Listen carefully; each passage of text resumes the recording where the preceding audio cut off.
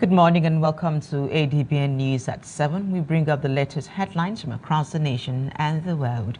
I am Sifon Ode. Speaking with news that President Bola Ahmed Tinubu has conferred the nation's second highest national honor, the Grand Commander of the Order of the Niger, on the Speaker of the House of Representatives, Tajuddin Abbas.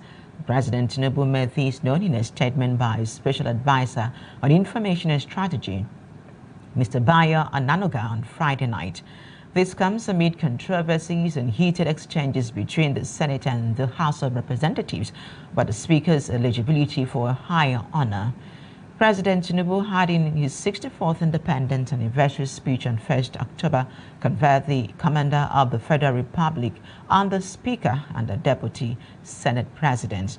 And this development led to a debate in the House of Representatives on Wednesday, calling on President Tinubu to confer a higher honor on the Speaker. And the President said the Senate President, the Speaker, and other principal officers of the National Assembly and the Chief Justice of Nigeria will be formally decorated with their new honors later.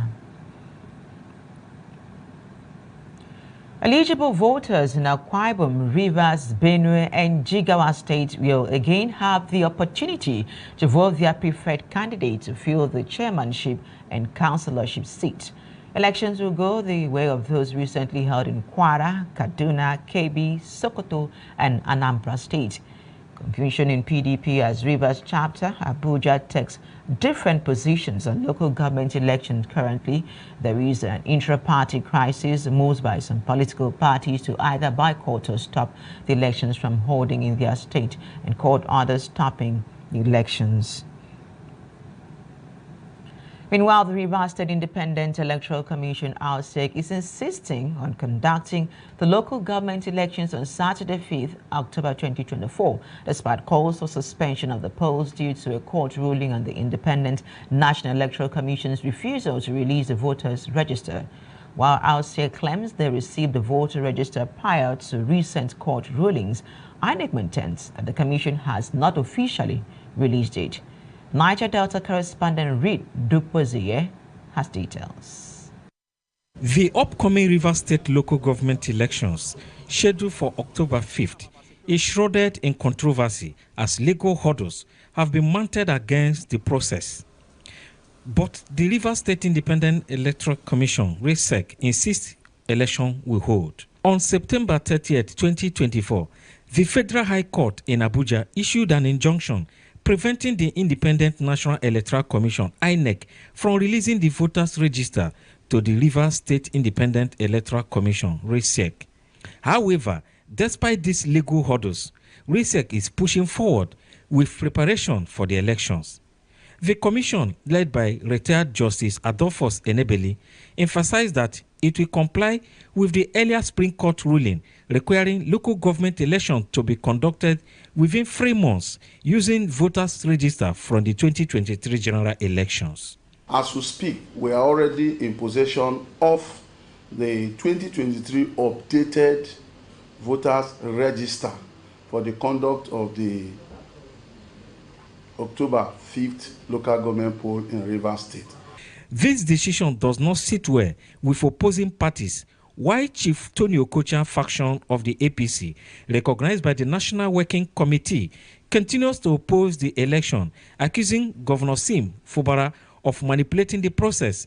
The reinstated APC chairman, Honorable Emeka Beke, has called for calm, expressing the party's readiness to participate in the election.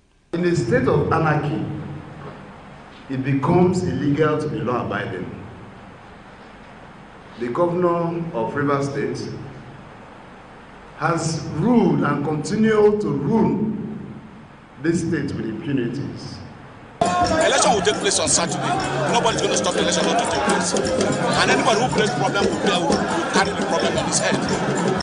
In a rare manner, hundreds of PDP and APC supporters stormed the street of Port Harcourt, Rivers State, to warn against move to conduct October 5 local government election in the state. Our party, as a law-abiding party, based on the subsisting court judgment from the federal court in Nigeria, we are not participating in the Kangaroo local government election. No police can stop it. Yes, no mobo can stop it. No army can stop it. Yes. No foot soldiers or military can stop it. Yes. What court order is more superior than the Supreme Court's judgment? Which one is more superior?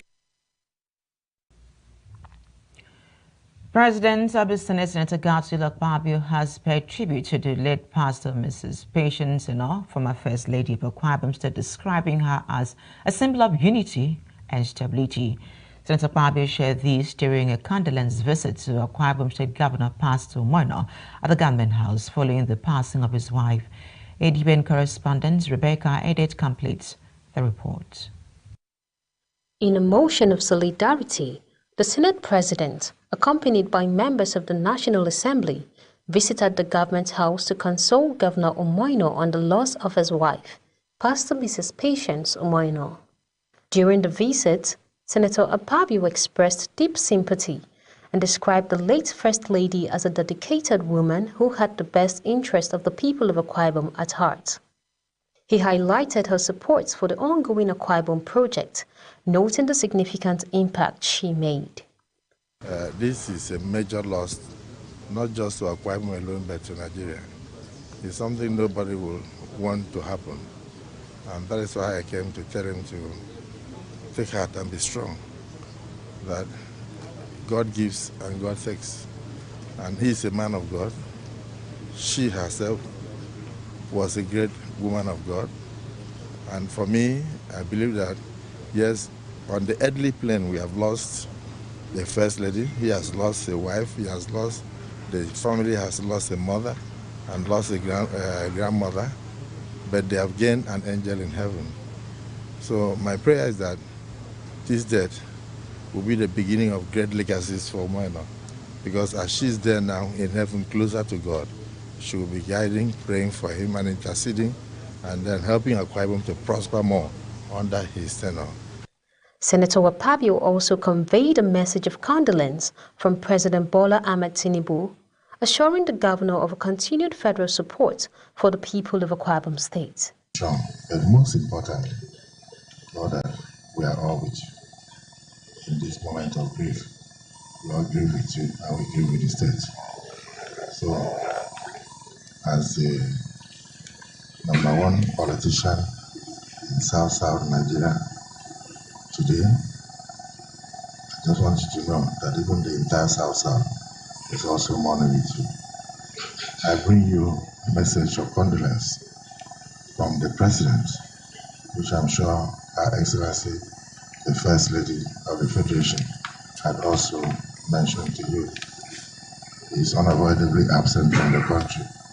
I told him that I must be here today, and he said I should let you know that God is with you in spirit, and that I should urge you to be strong for the sake of those behind, for the sake of your children, and the sake of your citizens. In his response, Governor Omoino expressed heartfelt gratitude to the Senate President and acknowledged the comforting words from President Tinubu. He noted that these messages of encouragement would provide strength during this difficult time. I want to thank you so much for this visit. While we were in London, you called and you really insisted. A few times then, I wasn't even myself, so they were always sedating to make me sleep, and eventually we spoke, and I felt relieved that you had to spoke to me. And actually, all of the leadership of the country, the President, the Vice President, yourself, just kept, they called, and I want to thank you for that comfort. Those calls meant so much to me and consoled. I didn't know that the death of my wife will affect so many people across the nation, across party lines. Later in the press briefing, Senator Akpabio emphasized that his visit was not only in his capacity as a Senate President, but also as a representative of the federal government and a former governor of the state, underscoring the deep connection he shares with the state and its people. A very unexpected and uncommon event, and I know that I know the effect that the demise of the First Lady, Her Excellency Patience Umoino, will have on the governor. My coming, I came in two capacities. One as a former governor of the state, and number two, as a major representative of the federal government. Today, the First Lady, Her Excellency Remi Tinubu, was here earlier, and I'm here representing the parliamentary arm of the government of the Federation to condole with His Excellency Governor Umoino. Our prayer is that God should strengthen him and his family. This is a major loss, not just to Akwa Ibom alone, but to Nigeria. Rebecca added, ADBN News. Akwa Ibom State Governor Pastor Umoino has declared that the office of the First Lady will remain active with his eldest daughter, Mrs. Helen Eno Obareki, at the helm. The initiative is aimed at upholding the legacy of his beloved wife, late Pastor Mrs. Patience Eno. Governor Umoino, who disclosed this during a condolence visit from the wife of the President, Senator Oluremi Tinubu, at the Government House in Uyo, assured that his administration would uphold and expand the visions and programs initiated by the office of the First Lady. ADBN correspondent Mary Onyemechi tells us more.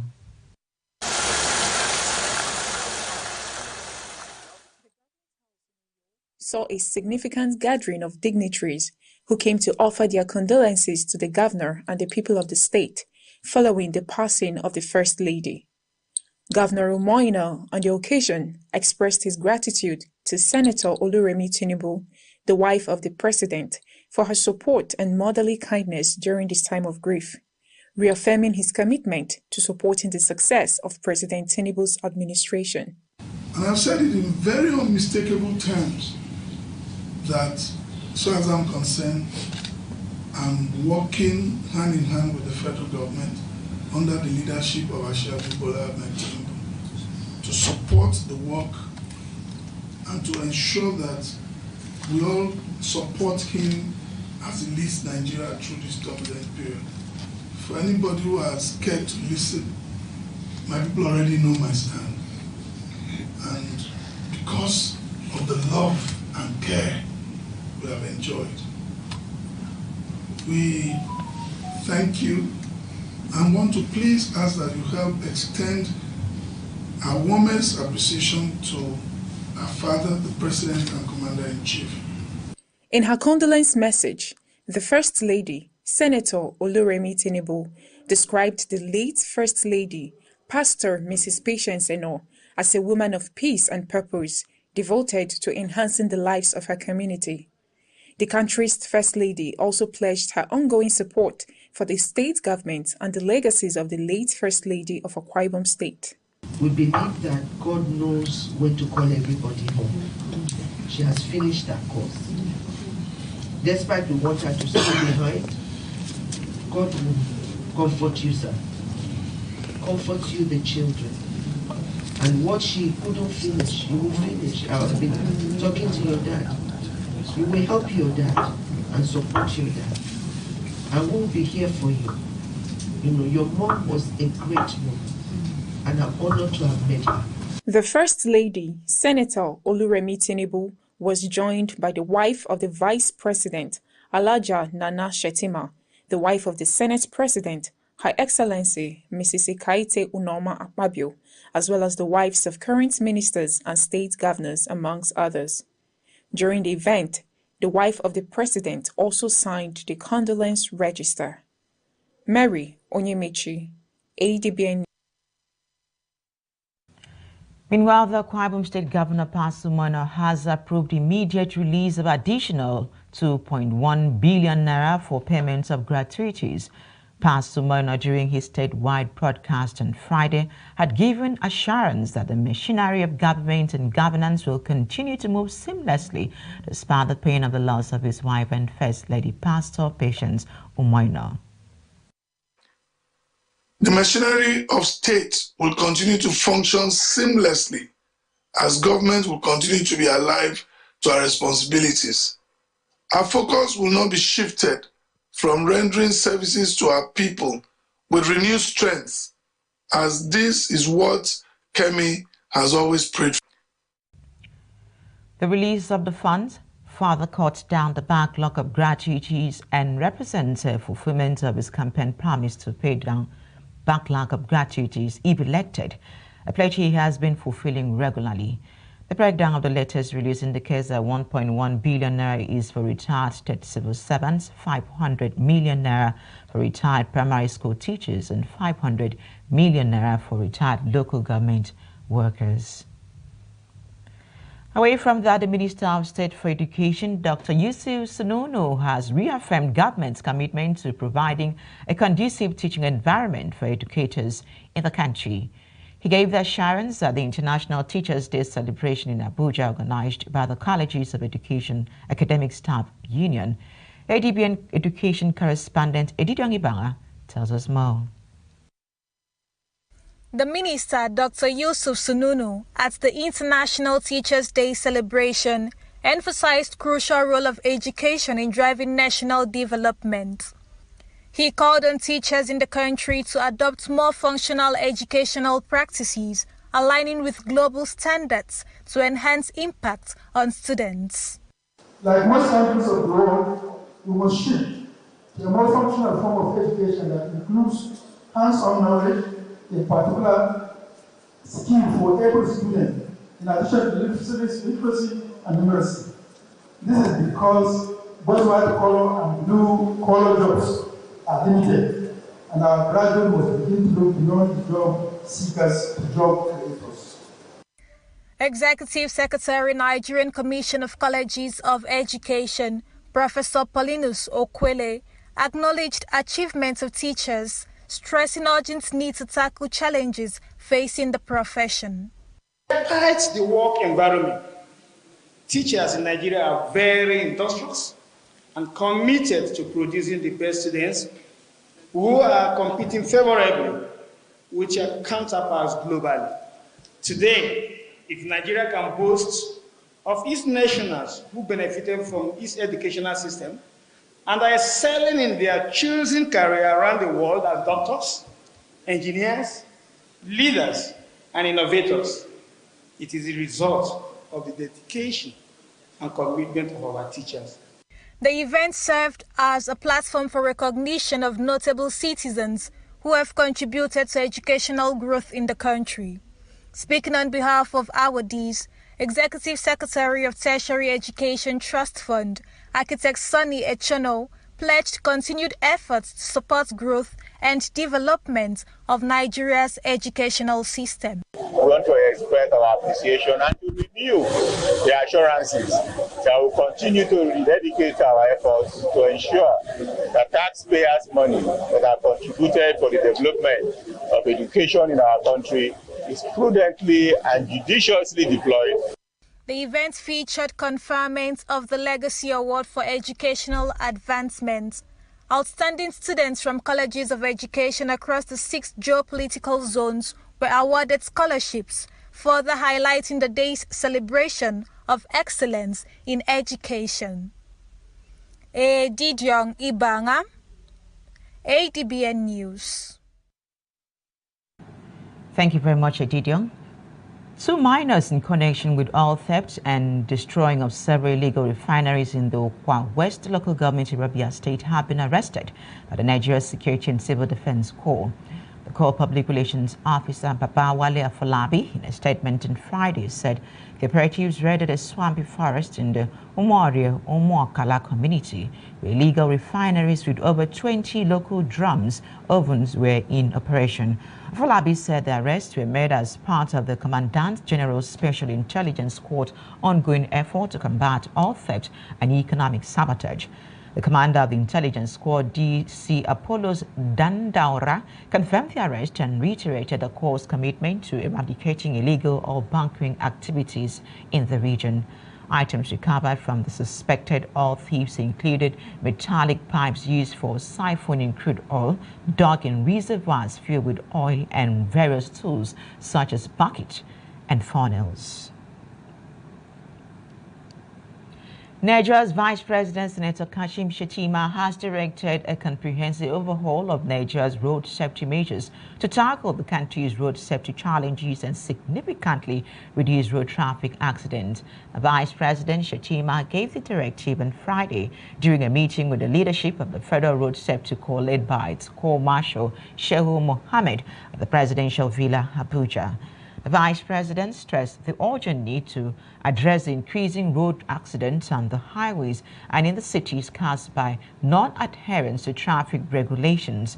The Vice President, who chairs the National Road Safety Advisory Council, highlighted the importance of leveraging technology and enforcing discipline to improve road safety.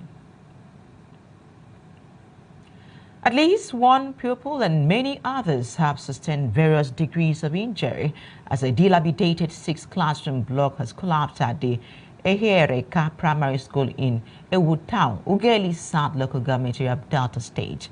The Delta State Governor Sheriff Ogborobori has sent his condolences to the families of the people who died in the unfortunate building collapse, while commending prompt effort that led to the quick rescue of the injured pupils.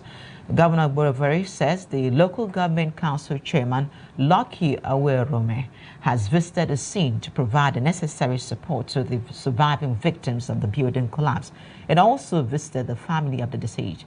Meanwhile, Delta State Police Command, in a release by the Police Public Relations Officer Edafe Bright, said the building caved in while pupils were walking past it, killing one of them while several others sustained various degrees of injuries. Borno State Governor Professor Babagana Zulum has requested the State House of Assembly to approve additional 61 billion naira to the initial 358 billion naira total budget size, which was signed into law in January. Governor Zulum said the additional funding would specifically target key infrastructures that were severely damaged by the September 10th flood, which affected nearly 2 million people and completely submerged part of Maiduguri and surrounding local government areas. According to the governor, the supplementary budget would also cover the funding of other government expenditures such as emergency relief and humanitarian aid, support to farmers, economic recovery, as well as environmental management. Governor Zulum had on Thursday conducted the assessment of the destroyed bridges, road networks, and hospitals to ascertain the extent of damage. You're watching ADBN News at 7. Watch us on DSTV channels 258 and StarTimes channel 140, Avo TV app, Limeswell TV app, and Niger TV app. For more stories, visit our website on www.adbntv.com. We'll now take a break to bring you a state broadcast. The first from the Akwa Ibom State Governor, Pastor Umar Full, demise of his wife, Her Excellency. But before we go, let's go on a short break. Where everyone has different opinion on different issues. It is important that we bring the core issue to the fore. Join me, Nancy Banigo, on Softline as we lend our voices to inform and influence your thoughts and actions.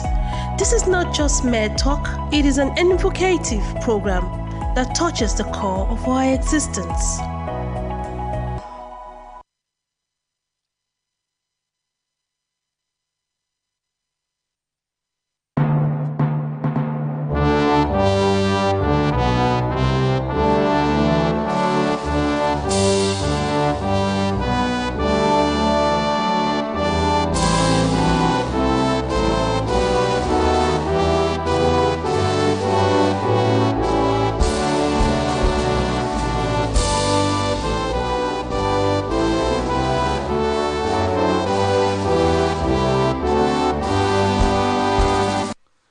Thursday, September 26, 2024, my beloved wife of 38 years, Her Excellency Pastor Mrs. Patience Oluwakemi Umo Eno, passed on to be with the Lord. Kemi was everything a man could ever wish for in a virtuous woman. My prayer partner, counselor, cheerleader, best critic, homemaker, and permanently smiling. I will miss her for a lifetime. On behalf of my family, I wish to express my deepest gratitude and eternal indebtedness to all Akwa Ibomites in particular and Nigerians in general for the incredible outpouring of love, support, prayers, and words of encouragement through phone calls and messages of condolence and visits since the unexpected sunset that befell us. This has really encouraged and strengthened us at this time. I am particularly thankful to our dear President, Asiwaju Bola Ahmed Tinubu GCFR, for his uplifting message of condolence and personal phone call, as well as the First Lady, distinguished Senator Oluremi Tinubu, CON, for the motherly role she played since my wife fell ill till her demise. The government and people of our state welcome her to the state on her condolence visit. We thank the Vice President, distinguished Senator Kashim Shettima, GCON, former presidents and vice presidents, the Senate President, distinguished Senator Godswill Obot Akpabio, GCON, and wife, the Chief Justice of Nigeria, His Lordship Honorable Justice Kudirat Kekereekun, GCON, former Senate President, distinguished Senator Dr. Bukola Saraki, CON, the Speaker of the House of Representatives, Right Honorable Tajuddin Abbas, CON, the Secretary to the Government of the Federation, distinguished Senator George Akume, my brother governors, both serving and former, who individually and through the Nigerian Governors Forum sent in their condolences and even visited.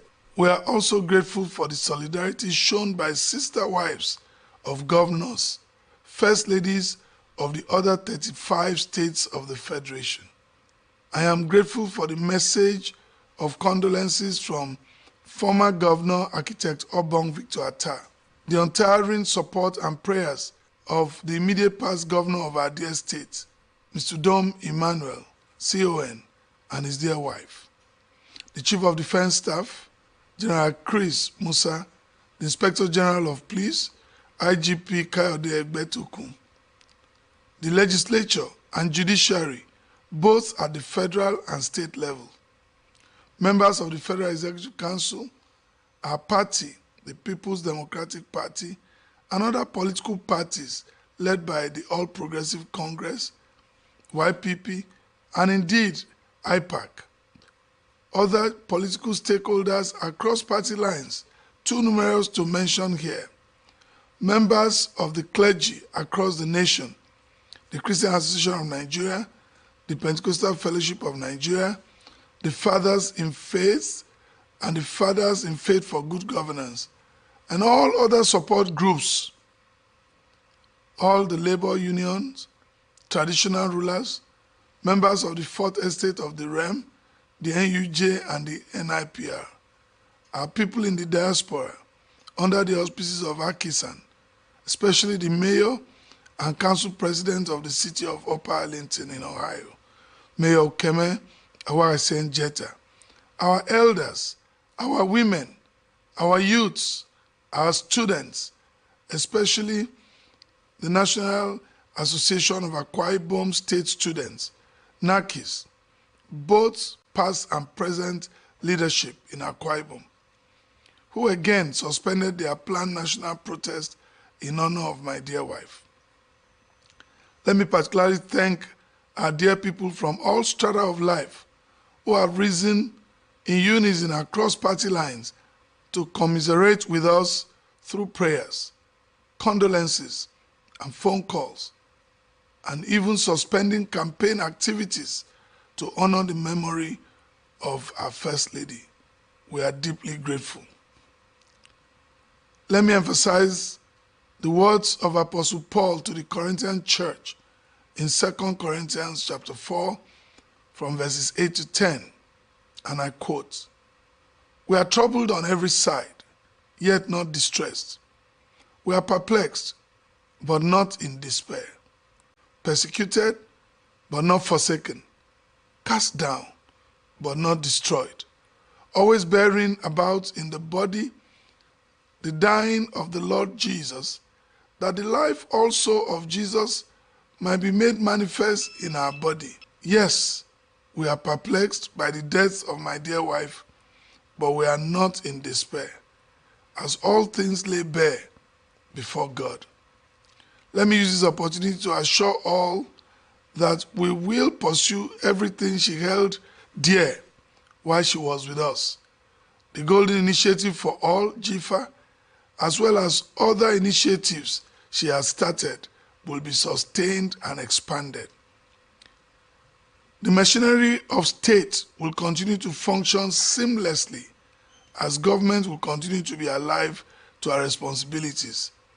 Our focus will not be shifted from rendering services to our people with renewed strength, as this is what Kemi has always prayed for. Let me appreciate you, my dear people, for honoring the demise of my late wife with the flag being flown at half-mast in the last 7 days that will come to an end on Saturday, October the 5th, 2024. Permit me to commend our security agencies for maintaining the peace during this solemn moment in our dear state, and urge them to do more to maintain the peace as we go into the local government elections. Finally, I must confess that your words of encouragement have helped a great deal in comforting us at this moment of great loss, grief, and bereavement. I trust that you continue to respect our privacy as we journey through this grief. Further announcements on the burial arrangements will be made public at the appropriate time, as we will not mourn as those who have no hope in Christ Jesus. Thank you, and God bless us all.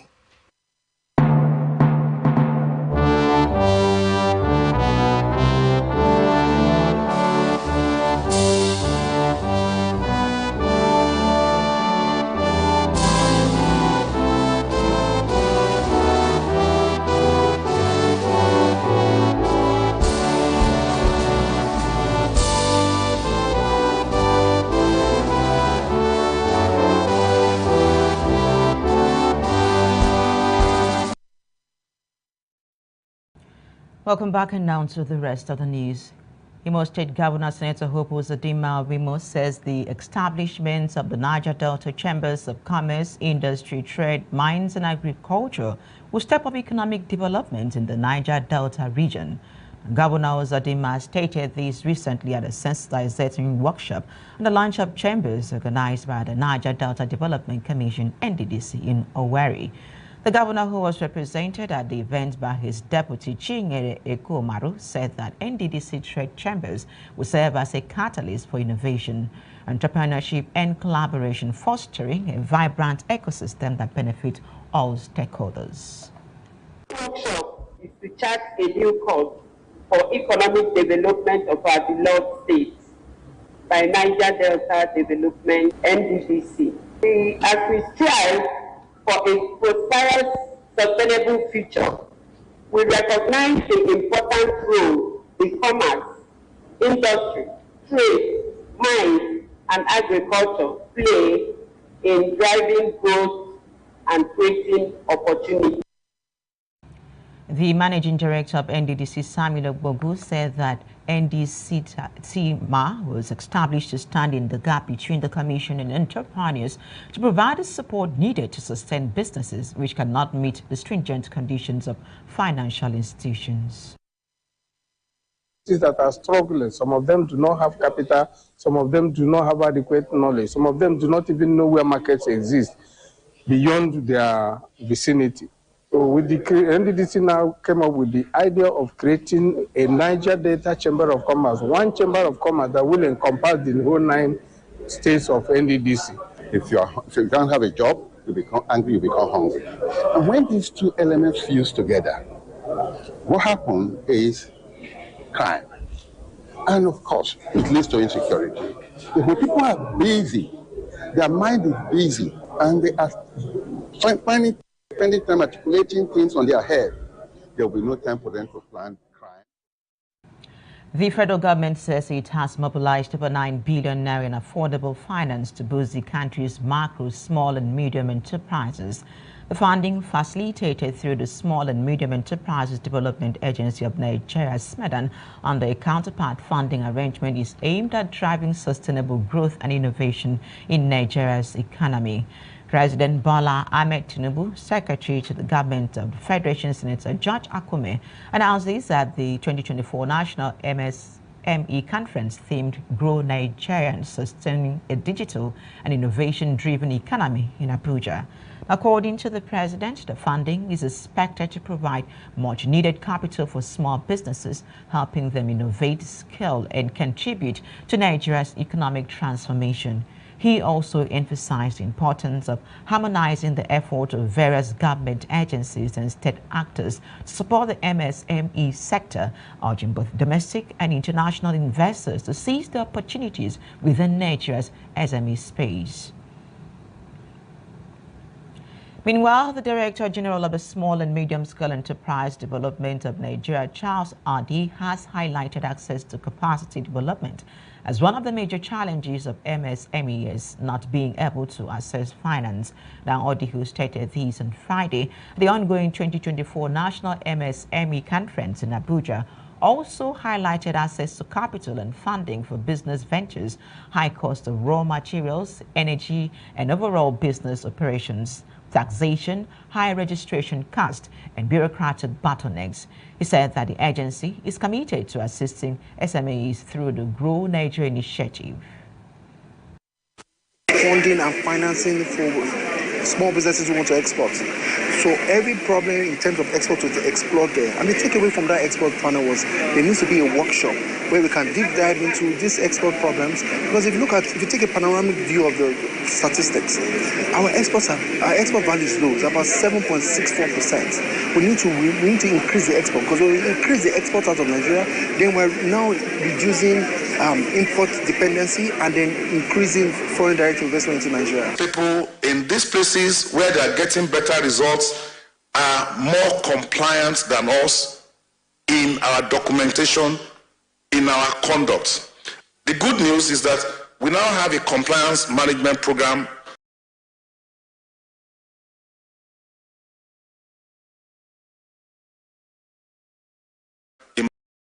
which is the Authorized Economic Operator Program, through which we want to reward voluntary compliance through some kind of waivers and concessions in our processes.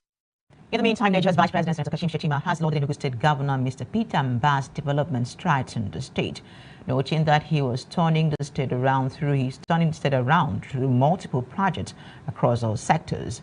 Vice President Shettima has in Enugu to commission the Enugu State Garment and Fashion Hub, as well as unveil the 5th expanded National Macro, Small and Medium Scale Enterprises Clinics, which are collaborative efforts of the federal government in Enugu to boost MSMEs in the state.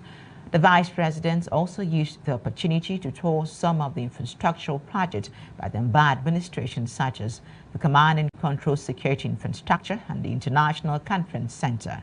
He stressed the federal government's readiness to work with visionary leaders across party lines to move the country forward.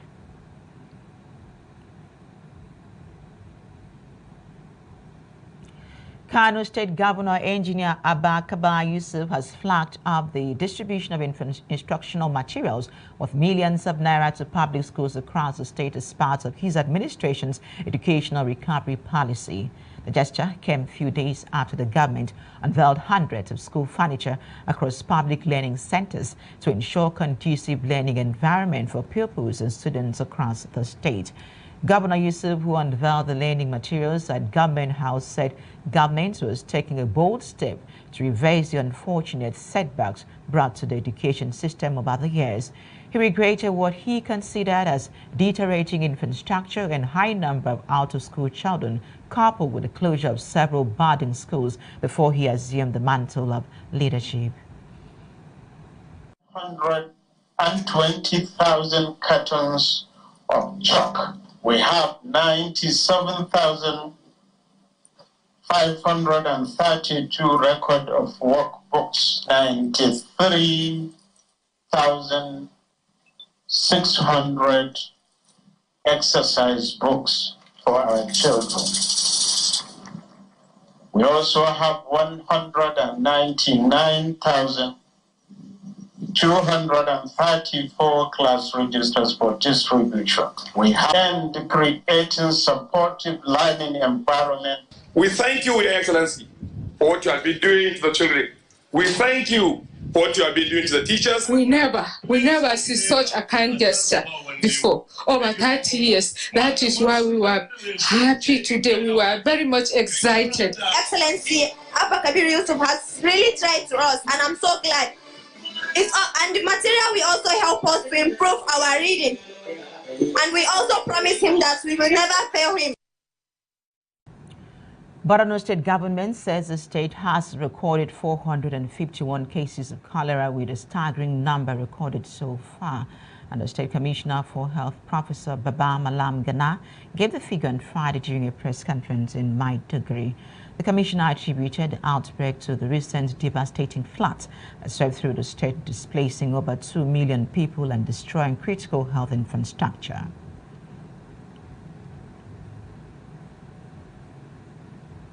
You're watching ADBN News at 7. Watchers on DSTV channels 258 and StarTimes channel 140, Avo TV app, Limeswell TV app, and Niger TV app. For more stories, visit our website on www.adbntv.com. Stay with us for more stories.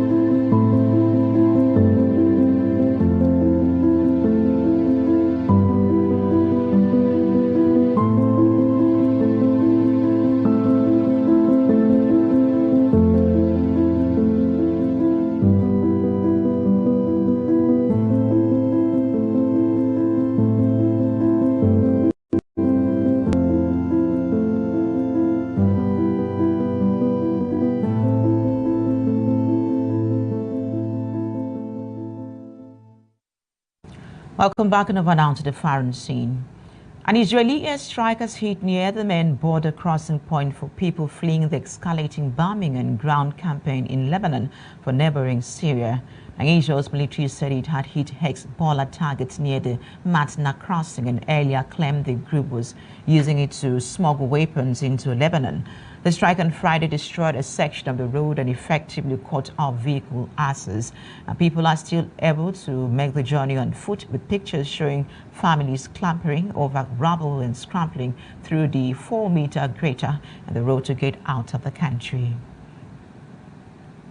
Meanwhile, the International Committee of the Red Cross has called on all parties involved in the ongoing conflict in the Middle East to protect civilians and uphold their obligations under international human rights law. The ICRC's Regional Director for the Near and Middle East, Nicholas Van Arax, noted the potential harm of the fighting on civilians, describing the risk as massive and casualties as incalculable.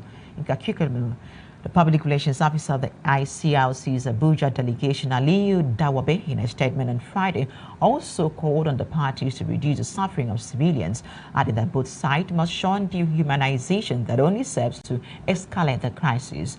The ICRC also noted that civilians have borne the brunt of the armed conflict the past year, calling on all sides to avoid the use of explosive weapons in populated areas.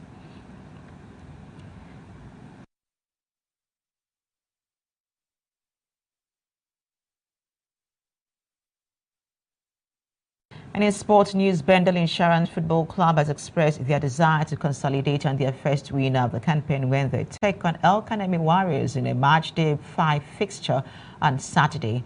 And the Benin Arsenals secured a 1-0 win over Shooting Stars in the rescheduled match day 3 fixtures on Wednesday.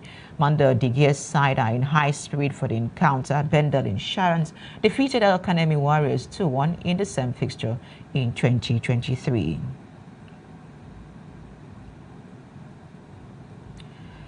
And that's it on ADPN TV News at 7. Remember to watch us live on DSTV, channel 258 and Star Times, channel 140, Avo TV app, Limeswell TV app, and Niger TV app. For more stories, visit our website on www.adbntv.com. You can also watch us live from every part of the world by logging onto www.adbntv.com/live. I am Sifon Ode. Good morning.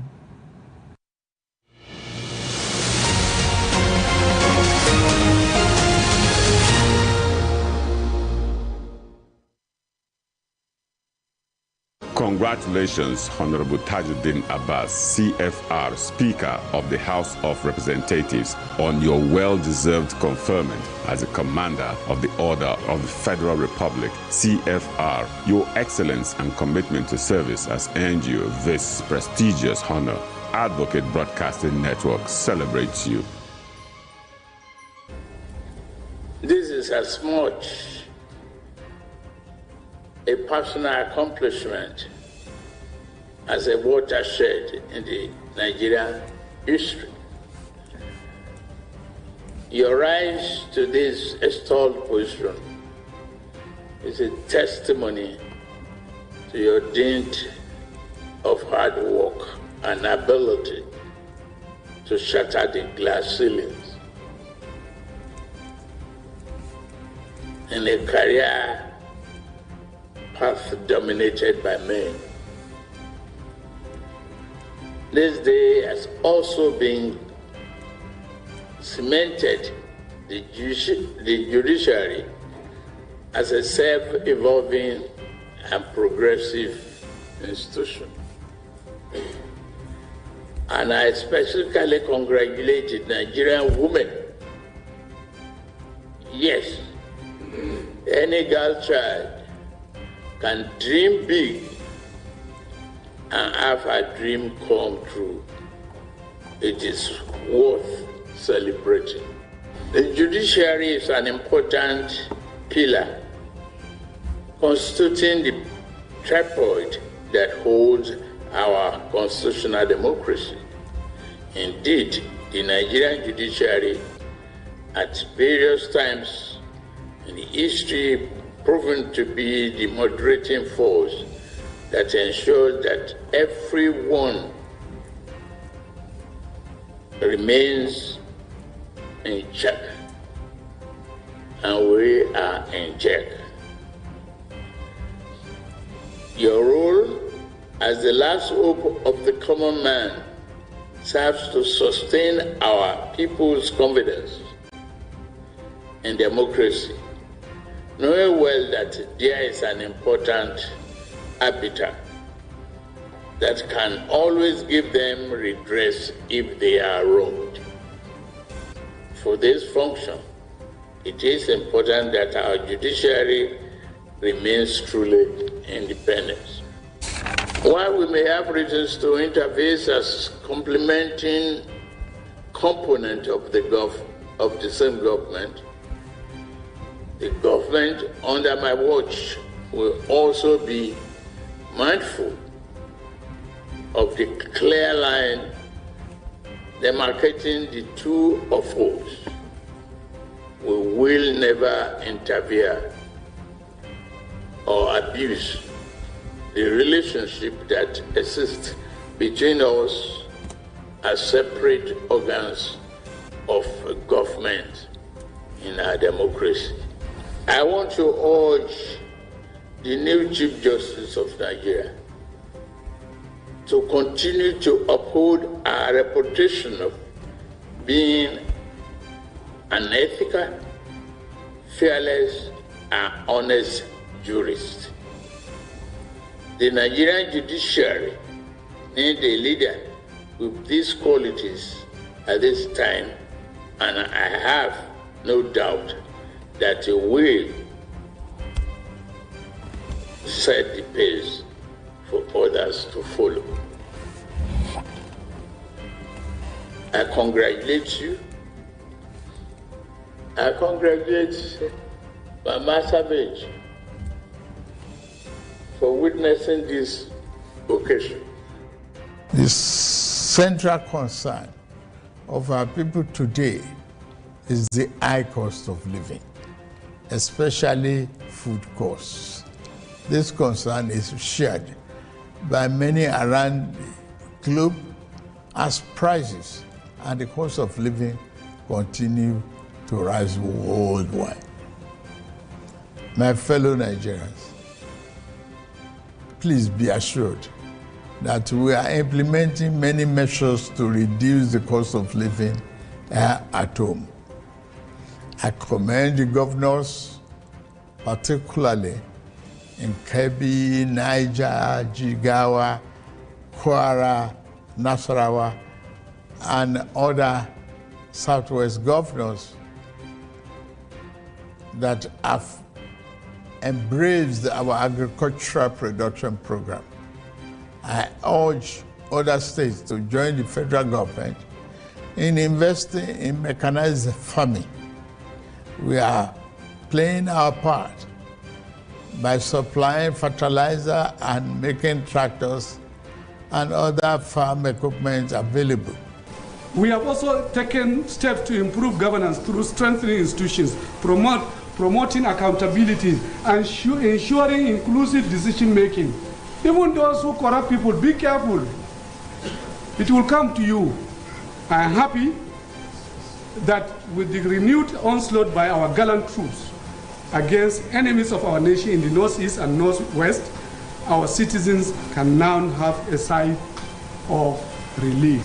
Permit me to note, however, that at the heart of the insecurity in this region, among other factors, are the undercurrents of poverty, unemployment, proliferation of small arms and light weapons, weak governance, and the institutional failures, as well as climate change and environmental degradation.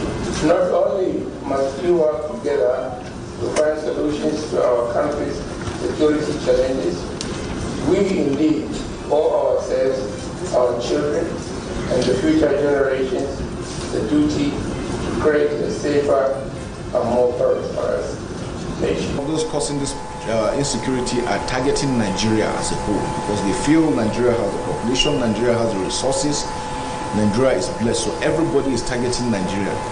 We must ensure that they are stable. So we equally must put our house in order. We must work together. The challenges we are facing is a Nigerian challenge. It's not the armed forces challenge or the president's challenge alone, it's a Nigerian challenge. Nigerians must take ownership of it, and the only way we can do that is by working together. Nigeria shares a long and porous border with several significant governments that are caught up in this conflict, making us vulnerable to dispute over the effects of the conflict. This not only threatens our security, but also challenges our capacity to maintain effective control over our borders. Security has been a top priority of the border and the new home agenda. And through investment in equipment, manpower, acquisition of more fighting platforms, and intelligence gathering, we are winning the war against this to have private investigation, which is currently vested in about 3 institutions. the police, SIB within the police, DSS, and of course EFCC. All of this exists for the one purpose: to investigate and, where convinced, to prosecute. I believe that it will just amount to giving some few people the power to intrude into your privacy, the power to be used by political opponents to victimize perceived targets. I do not think that even the mover of this motion has reflected deeply enough about possible abuse. We have. Step into the heartbeat of the world, where news meets real talk. From breakthroughs in diplomacy to humanitarian challenges and scientific milestones, Global Digest takes you beyond the headlines and straight to the heart of the matter. I am Amma Marcus. Be a part of the world's unfolding stories at 3 p.m. on ADBN, channel 258 on DSTV, and Star Times, channel 140. Global Digest, your window to the world's current affairs, only on Advocate Broadcasting Network. On behalf of management and staff of NDDC, Akwa Ibom State Office, I send warm felicitations to the President and Commander-in-Chief of the Armed Forces of the Federal Republic of Nigeria, His Excellency, President Bola Ahmed Tinubu, the President of the Senate, Distinguished Senator Godswill Akpabio, the Akwa Ibom State Governor, Pastor Umar Eno, the Governing Board, management and staff of the Niger Delta Development Commission, NDDC, and all Nigerians on this auspicious milestone of the 64th anniversary of our nation's independence. Today marks a significant milestone in our collective journey as a nation and offer a rare opportunity to reflect on our progress and challenges. We honor our founding fathers who fought tirelessly for our independence and freedom. Their selflessness, perseverance, and vision have shaped our nation into what it is today. We honor the noble men and women serving in the presidency, the National Assembly, ably led by the President of the Senate, the very distinguished Senator Godswill Akpabio, the judiciary, and every stratum of governance for their dedication to ensuring the nation's wheel of progress keeps moving. As we move forward, let's draw inspiration from our tenacity and collective dream of a better Nigeria. We've surmounted several storms and emerged stronger, more united, and focused on repositioning our country for peace, stability, security, growth, and sustainable development. As we strive to build a nation of equal opportunities for all, a nation where patriotism prevails over political, ethnic, and religious sentiments, I pledge as Commissioner representing Akwa Ibom State in the Niger Delta Development Commission, NDDC, to continue being a team player in Mr. President's quest to engender sustainable development and progress in the nook and cranny of the country. I wish to reiterate that the Akwa Ibom State Office of the NDDC is fully committed to ensuring the renewed hope agenda of the President comes to fruition. I urge Nigerians to remain resolute, committed to the Nigerian project. I see a greater Nigeria. Congratulations and God bless Nigeria. Apostle Abasi Ndikan Kono, Commissioner representing Akwa Ibom State in the Niger Delta Development Commission.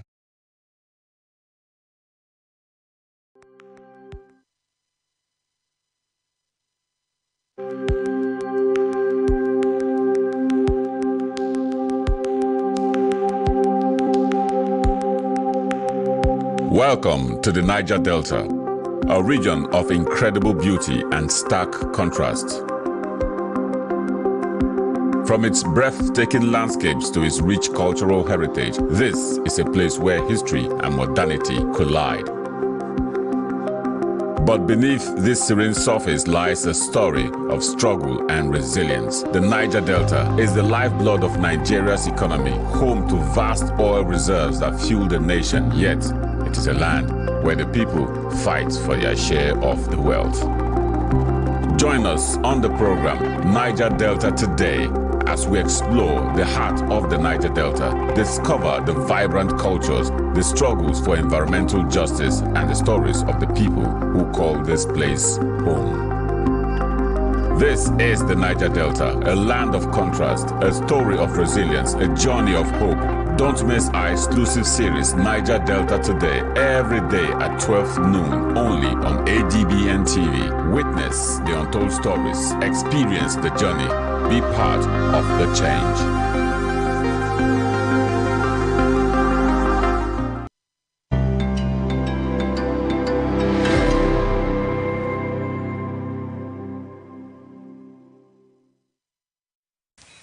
Good morning to you and welcome to Morning Express, the weekend edition on ADBN TV, channel 258 on DSTV, on StarTimes channel 140. Of course, it's a wonderful weekend here and a little bit drizzly and just a clement weather for people to go about and get set for the local government elections held in Akwa Ibom State and, of course, in Rivers State. And of course, we're here to keep you updated on activities around that, as well as bring you what the papers are saying on, of course, this weekend.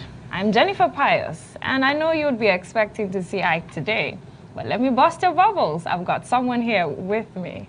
Good morning, Xavier. Jenny, good morning to you, and good morning, viewers. Thank you for joining us on this edition of the Weekend Express. It's going to be a packed program. I mean, a lot of apprehension in the air, especially as the local government elections in Akwa Ibom State. Although a lot of people will not be really worried about what's happening in Akwa Ibom State. As much as Rivers.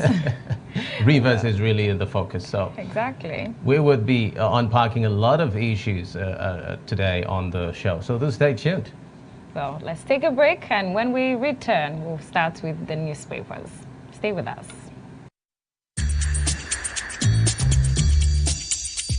No matter wetin I see, enough fit make mouth heavy to talk am.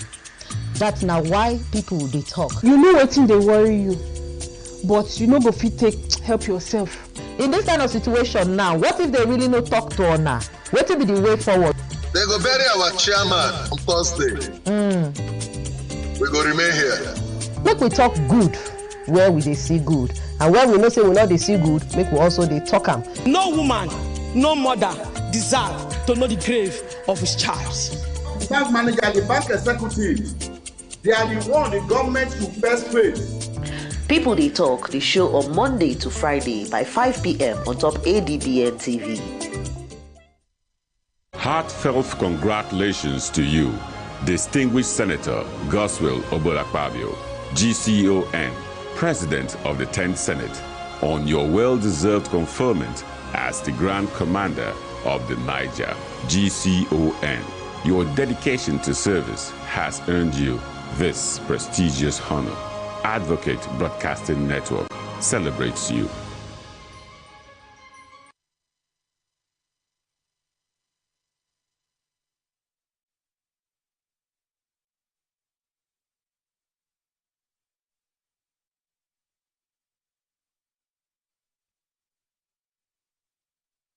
Once again on the Weekend Express. Well, we'll be starting off with, of course, review of the papers, and I don't know, Jenny. Yeah, there are a number of papers though talking about majorly Rivers, and let's start with The Nation. The Nation begins with, or it has so much on the Rivers story. It says Rivers local government poll, tension as Fubara police flex muzzles. The writer says IGP police want to scuttle election, says Fubara. Force warns government over weighty allegations against IGP. Insists Nigeria Police Force's action in conformity with court order. National PDP backs Fubara, state wing defers. Well, a lot is going on in Rivers because there's a lot to talk about there, especially as the IGP has mentioned that the police will not be part of the election. Well, let's also look at Punch, which captures that. Punch also talks about Rivers local government poll. It says tension, uncertainty as Wike's allies, Fubara's camp set to clash. The writer says, please pull out of election, cites court judgment. Judgment, evidence of rascality, says NBA. Oh, that is something we really should analyze and talk about it. Now, let's look at Rivers and all of these issues that has come into play. We look at the police pulling out, and then the Nigerian Bar Association coming up to tell us that judgment, evidence of rascality. This is from the two court cases, the Federal High Court and the State High Court, giving contradictory rulings. And it beats my imagination to think that they all understand the law, yet we have different rulings. Well, Jennifer, the issue of getting contradictory verdicts in the courts of law in Nigeria is not really a new thing to us. Yeah. It is something that has happened over time, and we're seeing it snowballing to this magnitude in Rivers State at this time. And to a very large extent, it has added to the tension in the land. I mean, definitely. Look at the political gladiators now going head to head with each other. In fact, abusing the verdicts. They're now relying on the different court orders. Each person will select the one that favors them and lean to that particular one, causing a lot of anarchy. And this is the conversation that we've had over and over again in our judicial system, insisting that there has to be a change, because as long as that arm is suffering, people are always going to be using it against or using it in their favor and to antagonize their opposition. And this is exactly what is playing out in Rivers State right now. I mean, borrowing a leaf from what just happened at the RCEC in Rivers, where we saw the governor going to the commission late in the night to intervene, and the conversations around how police allegedly tried to scuttle the process for today's local government polls, which of course the PDP in the state is saying it is not going to be a part of. Now, when you piece all these issues together, you begin to wonder, what is the way forward in Rivers State, and to what extent is the tension that has already been created going to go ahead in affecting the people, which are always at the receiving end in issues of this nature? Yeah, and the fact that the police is pulling out, it makes me wonder who's going to protect the people. In fact, the State Nigerian Bar Association, Rivers State Nigerian Bar Association, came up with a memo and stated clearly that the constitutional right of the police is to protect the lives and properties of the people. Which is their first primary assignment. So you cannot pull out. So he said, they mentioned that irrespective of any court ruling, what is your assignment? And so whatever sides they should be taking, they should always consider the first assignment, which is to protect the lives and properties of the people. So if there's supposed to be an election or there is not supposed to be an election, you are to protect the people. So I don't know how the people feel today getting to the polling units and no security on agent from the Nigeria Police Force. Well, if you remember clearly, during that outburst the Governor Siminalayi Fubara had when he went to the RCEC to intervene, he had made a comment that we don't need your security. I guess he was just angry. And I feel later on, when he had another session where he addressed a press conference, he had said that the police should be involved in providing security for the election that is going to be held today in the state. But then it is left to be seen what is really going to happen, because leaning on the statement that the police later gave as regards this, it said it has deployed more personnel to Rivers State. So we don't know to what extent this is going to be for the election. But then I feel they do not have any choice at this point but to participate actively in the election. All right, let's also take a look at Saturday Times. Saturday Times also talks more with regards to the Rivers State local government election. Saturday Times says, Rivers of anxiety. Local government polls sparks fear of breakdown of law and order in Port Harcourt. The writer says Fubara spits fire, vows to fight IGP, Wike over interference. PDP gives conflicting orders to members about election. Well, let's look at this issue. PDP gives conflicting orders to members about election. We have a faction of the PDP going for the election, a faction of the PDP pulling out of the election. In fact, it's not just the PDP. We have so many factions in Rivers, the APC, in fact, the APP, so many factions. And one is going, if a side will want to go and another side is pulling out, this also will affect the stability of the people. And I'm sure right after the election, we will have numerous court cases. Who wins or who didn't win, or how legible the local government election was. These issues makes us wonder how this election will really turn out. Because, of course, we've sent out some correspondents in Rivers, and we're looking out to get updates as to how it is going in Rivers State.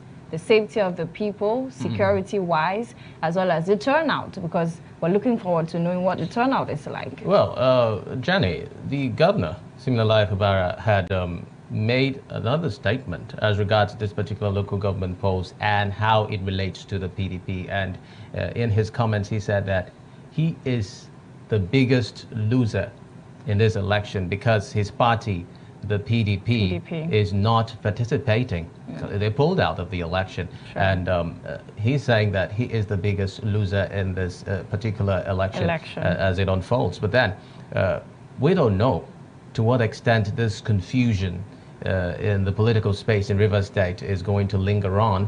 I do not understand how the governor intends to go ahead with this particular plan where his party is not a party to the local government polls in Rivers State. But then we would also want to see how this is going to pan out in Rivers State and to what extent this is going to be successful, because even the INEC has said that it had not released the voter register to the RSEC, and RSEC in turn says they have the voter register. They have the voter register, so how did you manufacture it? And what is going to really how credible is this particular election in Rivers State? We would be relying a lot on our men who are out there to see to it that we bring our viewers up to speed with activities as this particular election in Rivers State unfold. Yeah, and also there are also other papers still talking about Rivers, because in fact, generally, most of the papers capture Rivers. And we'll head to Saturday Tribune. Saturday Tribune says, Rivers of War. Fubara draws battle line with IGP over local government polls. Traditional rulers ask Tinubu to call police to order. PDP ask Rivers to resist intimidation, vote en masse. Well, let's look at traditional rulers. Now, with all of these crises we've had in Rivers for a while now, the traditional rulers have been quiet. And recently or suddenly, the election is upon us, and the traditional rulers are asking the police, or asking President Tinubu to call the police to order. Why now? What's the interest at stake? The traditional rulers, as we know it in Nigeria, are supposed to play the fatherly role, making sure that they guard the traditional store and intervening in matters of this nature. But then in Rivers State, it might seem as though it is lukewarm, and even the experience in some parts of Nigeria, we've not really given that pride of place to the traditional stool as it is obtainable in the Benin Kingdom of this world, Yoruba Kingdom. But then in Rivers State now, if the traditional rulers have finally decided to wade into this particular issue, and maybe they've seen the need that if the police is not a part of this particular outing, then it is going to go a long way in affecting the Rivers citizens who are going to want to be a part of this particular election for whatever reasons that they may have. Because, I mean, I was having a conversation the other day with a colleague who spoke of the fact that the Rivers people can dare. I mean, they would want to be a part of this and see the outcome. See to it. And although he made a shade about what some Nigerians might do in situations like this, some of them might don't want to go out because the police have clearly pulled out of the election. Because, I mean, if you are having questions as regards security. Then you know that you are on your own. Meaning that the police is indirectly telling you, if you're going out for this particular election that we have pulled out of, then it simply means that you are on your own. So we're really hoping that whatever happens in Rivers State, at the end of the day, it is going to be amicably resolved, and we don't have to deal with more tensions that we already have on ground, because it might really be dicey. Yeah, well, let's move away a little bit from Rivers State and also look at Akwa Ibom State, because, of course, today Akwa Ibom is also having the local government elections. And that takes us to Saturday Vanguard. Well, not in entirety, it looks at local government polls. Wike Fubara in fight to finish.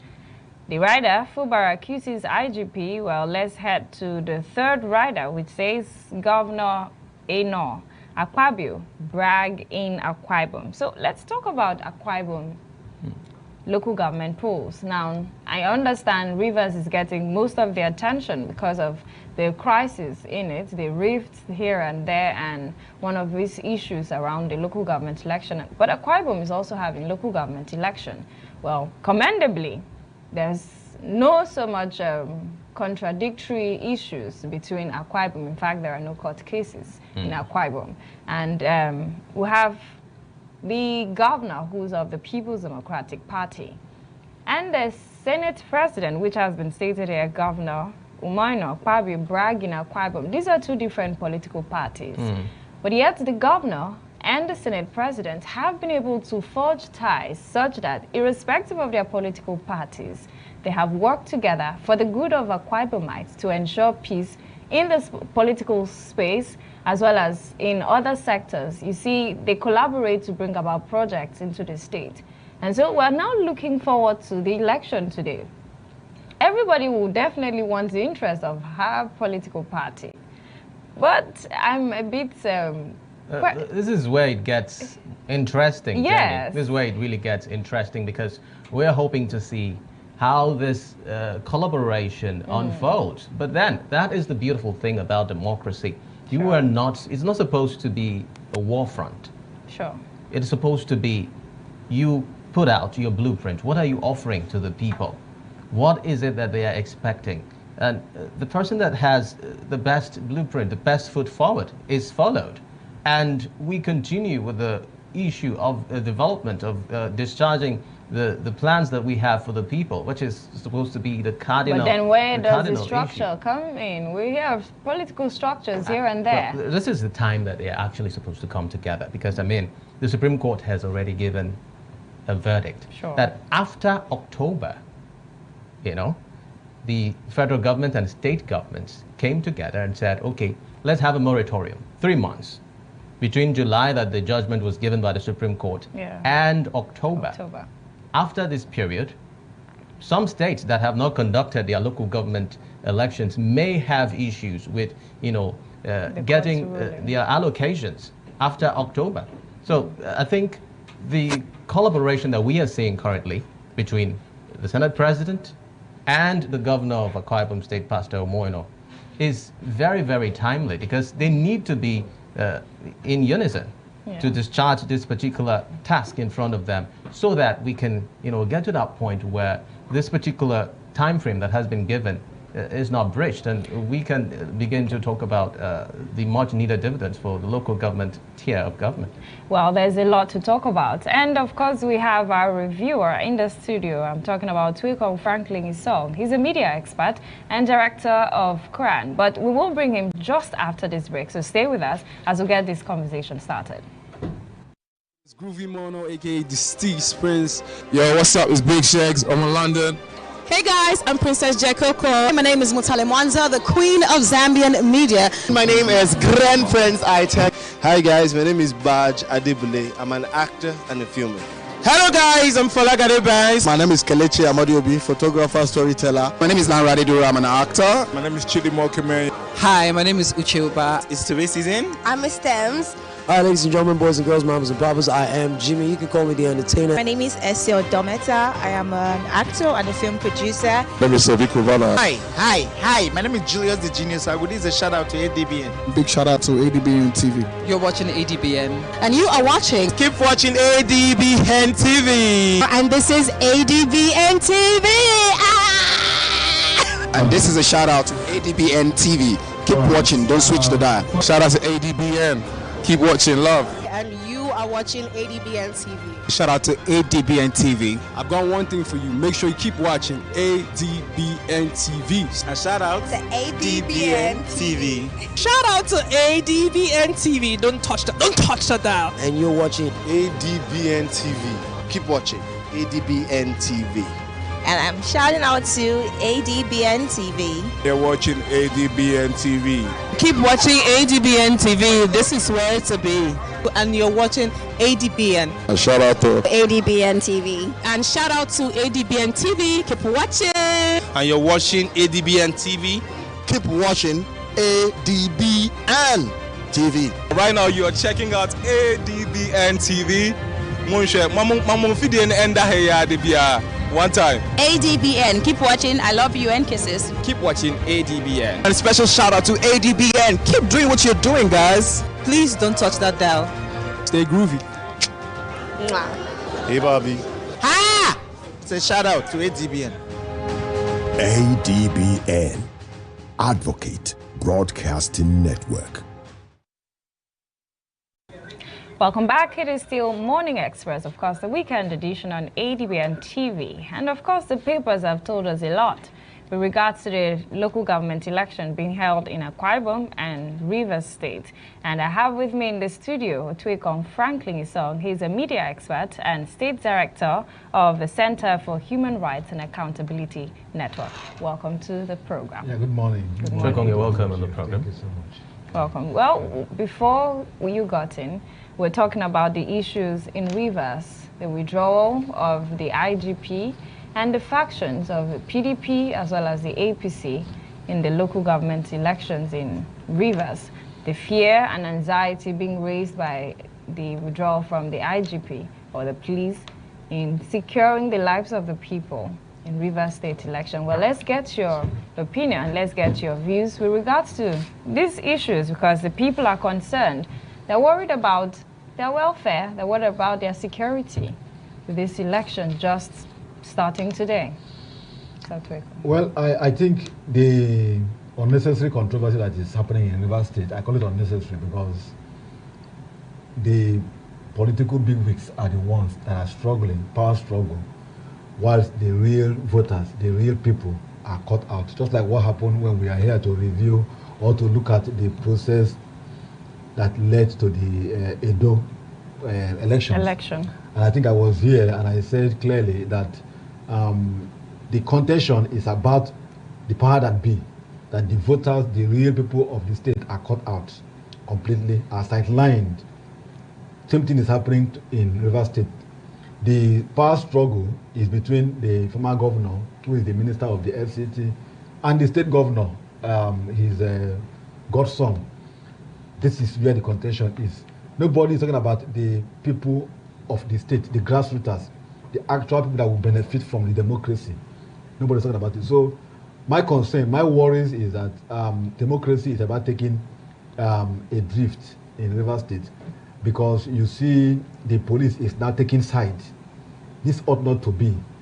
Taking side, you can see where the police is, throwing its hat into the ring.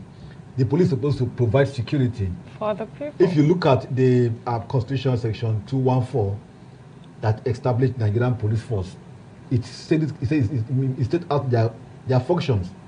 The Nigerian Police Act, section 4 of 2020, also make provisions and clear functions of the Nigerian police.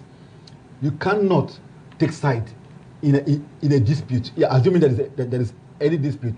In this case, there is no dispute. Well, there's using the court's order. I'm coming. There's no dispute. the court in Rivers State, a high court in Rivers State had given an order that elections of local government should hold in line with the Supreme Court ruling. Because the Supreme Court had said that owing to Section 7 of our Constitution, those who should man local government councils should be those who are elected. And so in line with that judgment of the Supreme Court, the State High Court had given a judgment that elections should hold. Now, going to the Federal High Court to obtain another judgment to restrain the electoral body from carrying out its functions is completely unnecessary. And the ruling of the Federal High Court only withdrew the police and they restrained the SIEC from releasing the electoral materials, that is, in this case, the INEC, the voters register, to the SIEC. But that being the case, the Federal High Court and the State High Court are court of coordinate jurisdiction. They are of the same level. What could have been done is those who went to the Federal High Court in Abuja would have gone on appeal to appeal what the State High Court had ruled. You see, that is why I say that to me that there is a clear case of, power play that has nothing to do with our democracy and that is infringing our constitutional provisions. So, Second Franklin, to what extent are the reasons that these persons opposed to the conduct of the Rivers local government election valid? Because, I mean, we've not really heard where they came out and said, these are our reasons why the election should not hold. If you follow the River State politics, you will see the reason why they are opposed to it. First off, the House of Assembly, those who are called the pro-Wike House of Assembly, had, sat and extended the tenure of the former chairmen who were there, who were elected. Tenure were extended by the pro-Wike 27 State House members. Now, the governor had to say the tenure that they were elected into for office was for 3 years, and by the provision of the law that brought them into office, that they took oath of office to stay for 3 years, and by efficient of time, their 3 years tenure had elapsed. The governor now constituted caretaker committee. Those council chairmen and the pro-Wike lawmakers now, went to court. So you can now see the reasons where there is this contention. Now the governor is saying now that we have a Supreme Court judgment that says we have to get people who are elected to man the council across the country. It seems that even from the look of things, you could see it's not only in River State. You have Akwa Ibom, you have every other state. Even I think we just had the election in Anambra State and across the country, because by the judgment of the Supreme Court, any state that has people who are appointed manning the councils are not going to get in their funds. And so the government of River State is trying to beat time because it seems they have a 3-month tenure. All the states to have people who are elected to man the council. So now those who are opposed to the elections are those who felt aggrieved that the governor is working ultra-virus the stand of the House of Assembly. And the Assembly had extended the tenure of these people. Now, if they are able to succeed to thwart this election, it then means that the pro-Wike loyalists will take the day. But the governor is insisting. You can even see for the first time in the history of River State politics, where you will see the PDP and the APC coming together to protest. I was shocked to see the two parties. Yes. You could see PDP and the APC loyalists talking the street, agreeing, aligning, and protesting against the pool. Is it even possible to clearly demarcate who is PDP and APC currently in River State? That's the point, because you could see now you have the Wike faction of the APC and the Wike faction of the PDP. So those who took to the street to protest were said to be the I think Wike faction. We have feeds from River State from our correspondent at Chinonu Temple. Good morning, Temple. Good morning, Jennifer. Yeah, good morning. How is Rivers this morning? Has the materials arrived, or what's the situation as we speak? Okay, I think we have Jennifer, behind me you can see that. I think we're still having challenges with getting audio from the feed for Chinano, but while we try to rectify that, let's still dwell on Rivers for a while. Otwekong Franklin, I mean, we saw what played out a few hours ago, or a day ago, where the security situation at the RCEC saw the governor of Rivers State, Fubara, heading there to sort of restore normalcy. But the police has come out with a statement saying that their intentions going to RCEC was to provide protection because they understand that the policemen that were there were those ones deployed to the government house of Rivers State. Well, a lot of people feel there are lapses or loopholes to this particular statement because it dwelled heavily on cautioning the governor as regards his comments which he made against the IGP. What do you make of the wranglings? You know, I started off by saying that the police... Okay. Okay, I think we're able to establish the audio. Hello, Chinani, can you hear me? Chinanu Temple, good morning. Good morning, Jennifer. Yes, good morning. How is Rivers State today and what's the situation like? I'm beginning my local government election coverage here in Rivers from the ward of the Minister of Yes, good morning. How is Rivers State today? And where I am now, I have not seen any sign of voters or any sign of election going on at where I am now in Rubicon. And of course, if you look behind me, you will see that there is restriction of movement. Even if the law enforcement agency who are supposed to enforce it have backed out from the election, but the people also decided to obey that restriction of movement by the Rivers State government. And of course, since hour of yesterday till now, a lot has happened. There was even a rumor that the RCEC chairman, Justice Adolphus Enebele, has resigned. But early today, the man refuted that, said that he remains the chairman of RCEC and assured that the election will go on. And he also said all the electoral materials meant for this election had been sent. Hello. Are they your program? Are they ADB? But for where I am now, in Rumeplikon Ward 1 in Obiapo, I am yet to see any sign of it going on. Maybe because it is the whole plan of the minister. Already you know that the minister and the governor are drawn over whether the election should hold or not. So I don't know the reason why I've not seen any sign of election going on here for where I am now.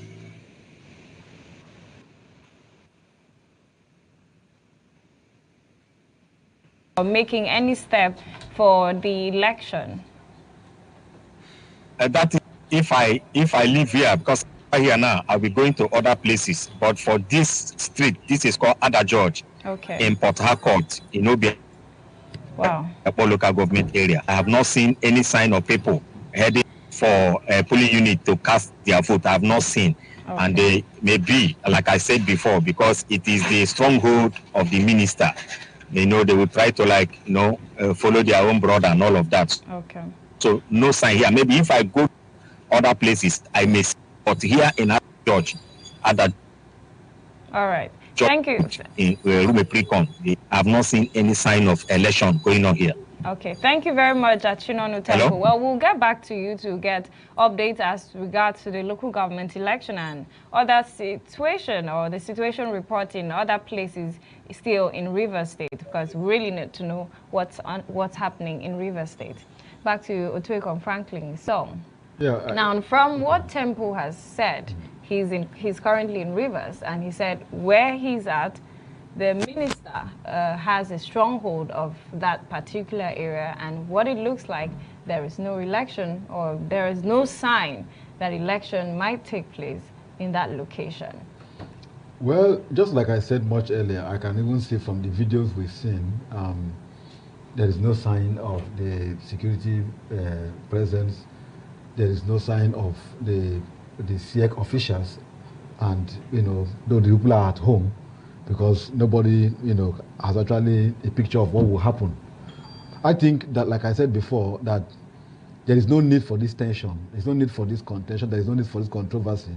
Let elections hold. The CP ought to provide security presence. It is the duty of the police. The police is being provided for and paid for with taxpayers' monies. You cannot wear the Nigerian police uniform and dabble into partisan politics. You should be able to exercise unqualified neutrality in the process of ensuring that you have democratically elected persons in local government areas. Not even the judiciary can stop election. Election is something that is exclusive. It's like telling the governor, don't do your job. The constitution is very clear about the functions of the executive, legislature, and the judiciary. The highest thing that could be done will be contest the outcome in court. That is why if you look at the Federal High Court judgment of Abuja, it did not stop elections.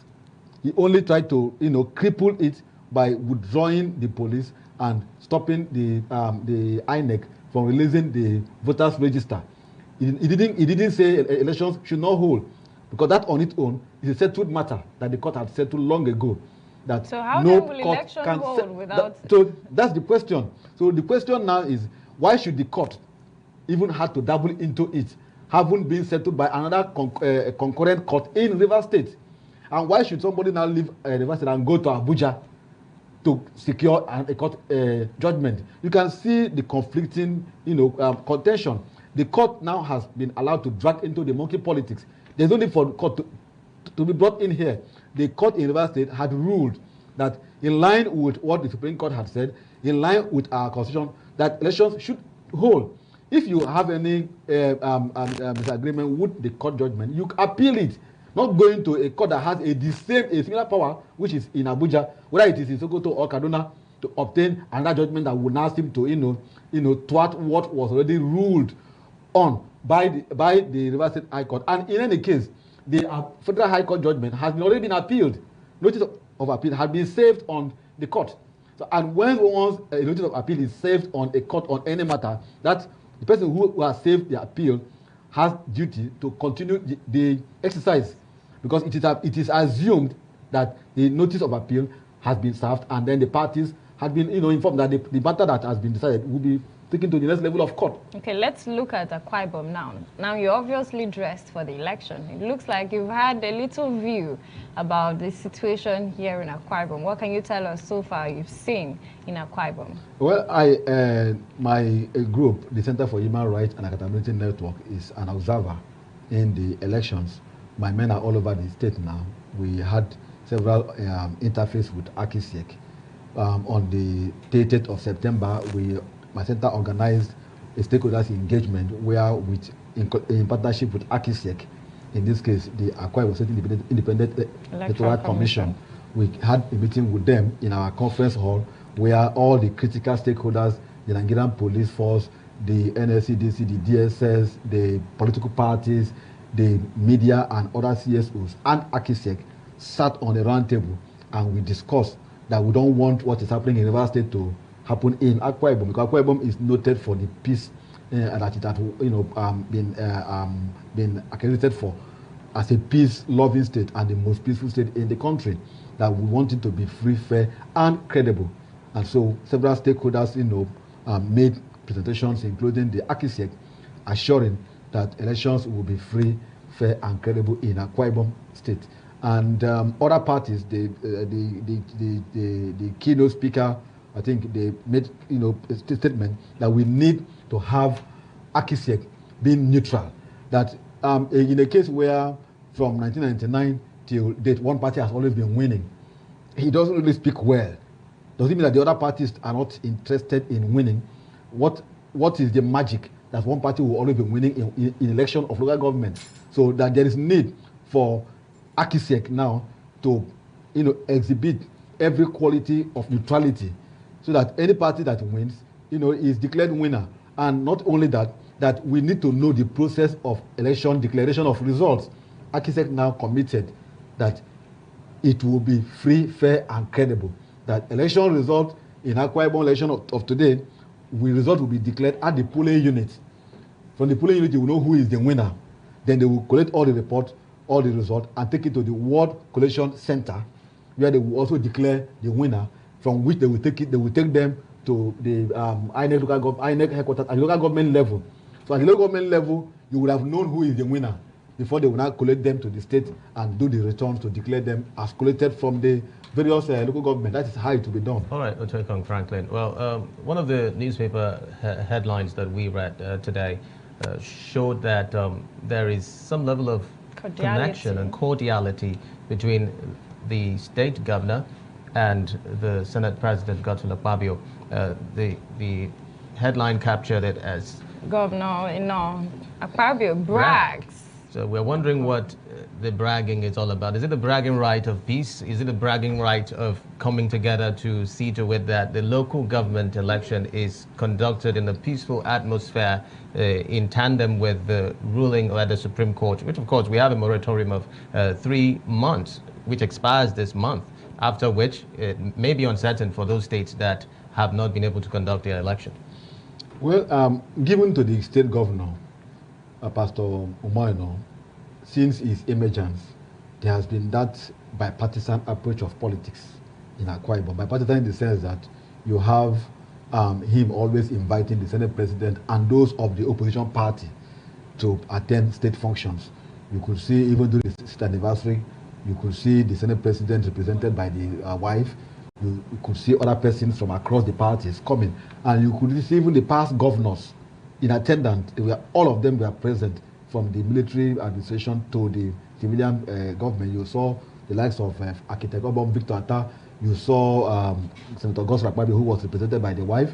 You saw Governor Odo Emmanuel, and then himself. So this has not been possible from 1999 to date to have these 3 former governors in one state function. It has been very difficult. But under the government of Pastor Umoino, we've had these persons under one platform. Now the Senate President is in the APC. The governor is in the PDP. That media headline, I'm a journalist. I am not given to speculations, but I want to just peep through the minds of the editor. I've not seen the content or know what they try to speculate, but the truth remains that there is need for peace. And like I have said before, Akisek is now open to allowing that we have free, fair, and credible polls. And that means that anyone that wins the election will be declared from the polling unit, ward level, and local government level before you now collect them at the same level. So if you have that level of cordiality between the 2 leaders now, that is the governor and the Senate President, who is from Akwa Ibom State and who also has interest in the conduct of the poll, then it means that the governor will not want to take all, let me use the word quote and unquote now, take all, like we used to have in other states, or in the past, where you say 31 over 31, it will just become, one party will just sweep, and in most cases, you will just see the Akisek come and give a statement that one party has, swept the local government areas, and the returns are not actually made.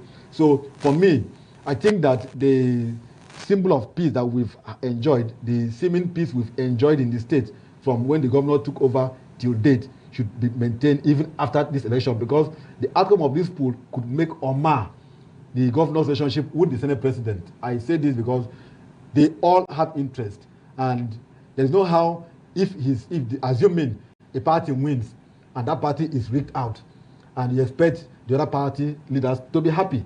They will see if there are protests, if there are anarchy, if there are violence, it will affect the party leaders at the state level and at the national level. The governor knows that after election of local government areas, he needs to work with the Senate President. So he wouldn't want anything that would, broach that relationship between him and the Senate President. So they need to work together as leaders to allow free, fair, and credible poll. In any case, those who are contesting are from here. They are from here. And no one is going to be imported from one LGA to the other LGA to become chairman. So let every person go to the field, test your popularity. If you win, you declare the winner. Okay, before we get to talk about what's trending with Joker Bedibanga, let's look at Saturday Telegraph. Briefly we'll discuss that before we bring in what's trending. Saturday Telegraph. Saturday Telegraph says ethnic nationalities disagree on return of regionalism. The writer says that's not solution to our problem. We're in support of federalism. Regionalism needs to be debated. That's attributed to Afenifere. We support regionalism as expression of true federalism. This is attributed to Ohaneze. Ochekom. The issue of return to regionalism has been brought up. And although there are different sides, there's a disagreement and then there's some agreeing to it. And I just want to get your view on issues with regards to return to regionalism, because the president has made mention, or there have been stakeholders and political personalities talking about regionalism and its benefits and some against. What would be your thoughts? Should Nigeria take that step to regional government, or we should progress with what we're currently practicing? I think I would have agreed with those who are advocating for regional government, looking back to when we had it, where you have the like of Awolowo, late Chief Wafemi Awolowo, who was the regional prime minister, the prime minister of the West. Then you had the Michael Opara, of the East, and you have the Amado Bello of the North. And if you compare what they achieved, the focus then of under Awolowo was education, and the entire wealth of the region was galvanized and then contributed to making people to have education. You have the North and then you have the East. So you could see that people were actually the states. When there were no states, the regions competed amongst themselves. Whatever you produce, you only pay tax to the center. So the center now becomes a weak center, which handles only maybe foreign affairs and maybe internal security. But you allow the issue of several other mineral resources to be controlled by the region. So you could have, for instance, here we used to have a groundnut in the north. You have the cocoa, you have a coal, and these were from the region. So the regional government controls it and pay what is called levy or tax to the center. So the struggle to become then Zik, who was the president, was more like a ceremonial president because the resources come from the region.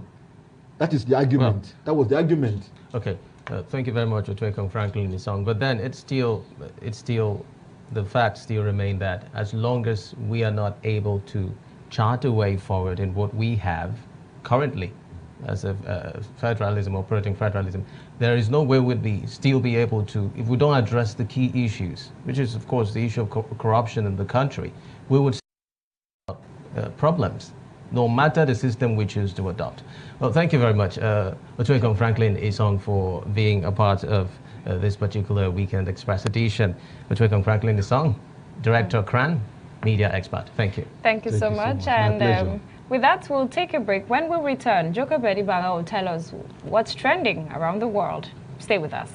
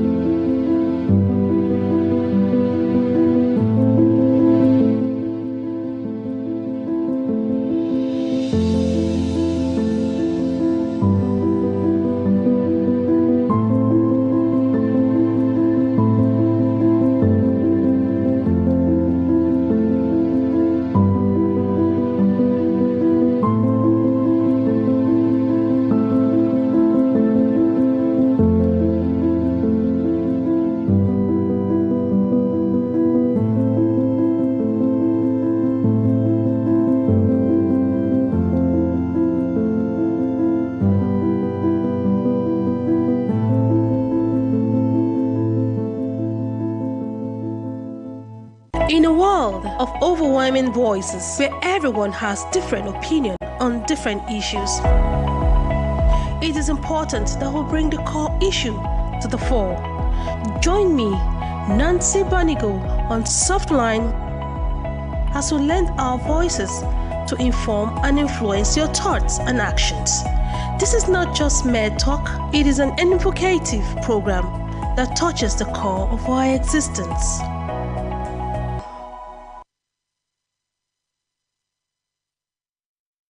Still Morning Express. It's time for what is trending worldwide. I am Jochebed Ivana. Well, today I have with me my beautiful hosts all the time. Okay, not all the time, because Xavier. How are you? Jochebed, you're welcome on Good Weekend morning. Express. Good morning to you. And Jenny, looking as beautiful as always. Thank you. Thank you. Okay, well, first off, we're going to start with what's been happening on social media so far. And we'll most likely bring to the table Wizkid and Davido. Yes. Now, Wizkid and Davido has been in the news for quite some time now, always bantering up and down. But this particular time, Wizkid decided to drag Davido.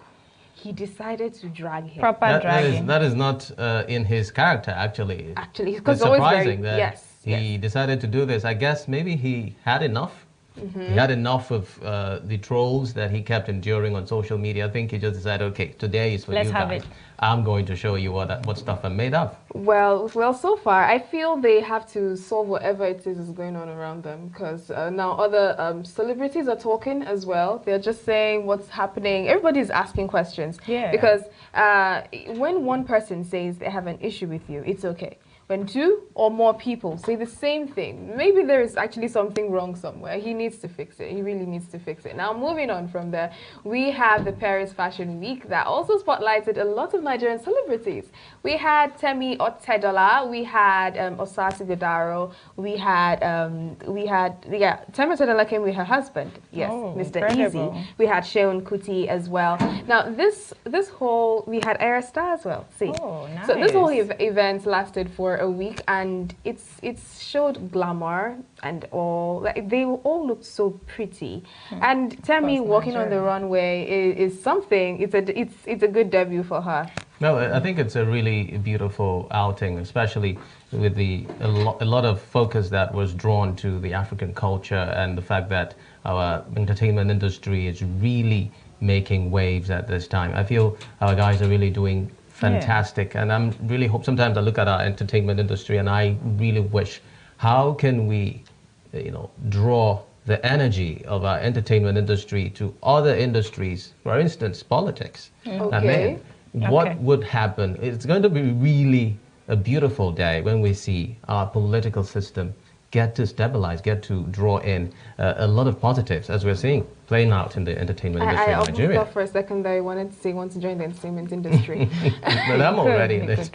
Are you? Am I not? Yeah, he does. Oh, wow. Yeah. You didn't even tell me. Don't worry. Now you would know. Okay. That is fine. Now, we also have Idris Elba in the news for he's actually going to be starring in the remake of Things Fall Apart. Yes.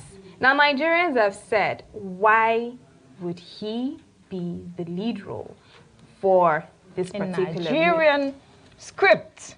Now, I am going to say something here. Okay, please. Because that now, very foreign tongue. Exactly. Well, I know you have your views, but this is mine. I don't have mine. I have the social media views. Oh, so. whatever. Well, this is mine. We have a script talking about Nigerian people, the lifestyle of the people, the history of the people, which means these are specifics for the people. And it's just like the banter we always have when we talk about the blacks and the whites. Now, the blacks would hold on to their culture, and the whites won't even joke about it. You don't have such rights to joke about it. And we have a script here talking about our heritage, and we have a foreigner colonialism acted out. Now, the thing is, which role is he actually playing? Is he playing Okonkwo? Yes. And how is he going to be able to interpret Okonkwo? Thank you. Well, the thing is, we want to believe that he is a versatile actor, and he is going to play his role. Yes. You want to believe? Okay. I'll let you believe. Hear me out. And the thing is that in Hollywood, if you want any actor to portray any role, they go through trainings. Even if it means they will take you to that particular locality for you to learn. he is going to learn, and I want to believe he's going to deliver. Right now. Well, Idris Elba is actually somebody you can put your money on when it comes to his versatility in acting. Exactly. I mean, I've seen him act a couple of stuff that I never thought he'd be able to perform, but he did perfectly. Well. He did perfectly. So I think we can give him credit and see how this one plays out. But in the event that he does not perform, I will bring him here and drag him. No. Well, now my Nigerian self is protesting this, but on the other side, we look at the collaboration that people are beginning to look at the African culture. People are beginning to, not just African, Nigerian culture. I would have you know that the producer of this particular movie is a Nigerian. Now that is nice that he's bringing the collaboration with people outside Nigeria to talk about the Nigerian history. But I do hope that they do not use this opportunity to take out the real meaning of the culture and the people, the representation of the culture and the people. A lot of criticisms are going to trail this particular one. But then let's see how it plays out, actually. Exactly. We have Son of Umar who says, if Idris Elba has the resources to adapt Things Fall Apart, he should do so without facing any backlash. Okay. Unless the adaptation is ruined by a poor accent, which I think might be the only problem. See? Exactly. Now he's just calling my name. Yes. Now, Nwai Kaibeya says, you dey vex say Idris Elba won't lead the film adaptation of Things Fall Apart. But if Nigerians meet you for funding for cultural projects, you got a reason say, if them wise, then them suppose get money too. But now, President don't get funding from another source. You won't tell them to go cast for the film. You say, you sure say, you know Malato. Say my name. If you pay, you go to your own. Not today. Okay, fine. Call me out. Okay. We have another one. JME says, David Oyelowo wants to redo Things Fall Apart, and he's calling on Idris Elba, like, seriously. We have actors here. Give them a chance to audition. Our stories can only be told well by us. Well, personally, I feel that bringing in Idris Elba is also a way of drawing the attention of the international scene. Exactly. I mean, given this movie not just a Nigerian credibility, but internationally, because I mean, having Elba in that particular remake, we already know where Things Fall Apart that was acted donkey years ago, that it's going to be really an interesting, intriguing moment to see this one play out. I feel it's going to really make a lot of name for itself. Things don't fall apart. No, it's not going to fall apart. We have the last social media reaction. This is from Oyinka Shola. She says, makes sense that Idris Elba is involved in this Things Fall Apart remake. Seems he's been into Nigerian art for a minute. I remember hearing Fela's Let's Start What We've Come Into the Room to Do, Olon Tawa Sheni Yarao, in The Harder We Fall, and feeling second-hand pride. So, some credibility somewhere. Oh, yeah. Well, yeah. See? Are you okay now? I'm just talking about my Nigerian self. Okay.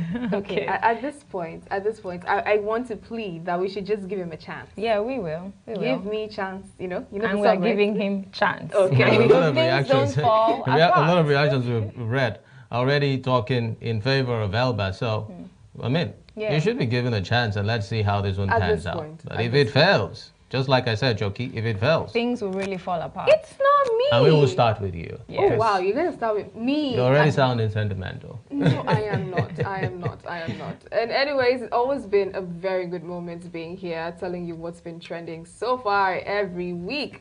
Well, Jenny, I'm going to leave you now for you to tell us what's been happening in the whole election happening right now in Akwa Ibom State. So you won't tell us what's trending on local government elections? Well, what I can tell you is that when I came here, on my way here, the roads were free. I can tell you for a fact. And I saw officers, everyone being on guard. Everything is actually going smoothly. We've not had any hitches so far. And on social media, I'm not seeing any complaints. So really, that's for Akwa Ibom. Yes, that's for Akwa Ibom so Thank far. you. Yeah, and the one for Port Harcourt, it's Rivers. Yes, Rivers. We've also had some hitches here and there, but it's something I know the country can actually handle. That's okay. Coming from you, I'll take it. Yes. Well, thank you so much, Joko Bedibayan, for keeping us updated on what's trending. That was a pleasure. All right. A pleasure. Thank you, Joki. And with that, we will take a break, and when we return, we will bring in the issues of the day, spotlighting Akwa Ibom and Rivers local government election. Don't go away. It is Groovy Mono, aka the Steez Prince. Yo, what's up? It's Big Shags. I'm in London. Hey guys, I'm Princess Jekoko. My name is Mutale Mwanza, the Queen of Zambian Media. My name is Grand Prince Aita. Hi guys, my name is Baj Adebule. I'm an actor and a filmer. Hello guys, I'm Falagade Banks. My name is Kelechi Amadiobi, photographer, storyteller. My name is Lanradi Dura, I'm an actor. My name is Chidi Mokime. Hi, my name is Uche Uba. It's TV season. I'm Miss Thames. Hi, ladies and gentlemen, boys and girls, mamas and papas. I am Jimmy. You can call me the Entertainer. My name is Esio Dometa. I am an actor and a film producer. My name is Savik Ravana. Hi. My name is Julius the Genius. I would give a shout out to ADBN. Big shout out to ADBN TV. You're watching ADBN. And you are watching. Keep watching ADBN TV. And this is ADBN TV. And this is a shout out to ADBN TV. Keep watching, don't switch the dial. Shout out to ADBN. Keep watching, love. And you are watching ADBN TV. Shout out to ADBN TV. I've got one thing for you. Make sure you keep watching ADBN TV. And shout out to ADBN TV. Shout out to ADBN TV. Don't touch that dial. And you're watching ADBN TV. Keep watching ADBN TV. And I'm shouting out to ADBN TV. You're watching ADBN TV. Keep watching ADBN TV. This is where to be. And you're watching ADBN. A shout out to ADBN TV. And shout out to ADBN TV. Keep watching. And you're watching ADBN TV. Keep watching ADBN TV. Right now, you are checking out ADBN TV.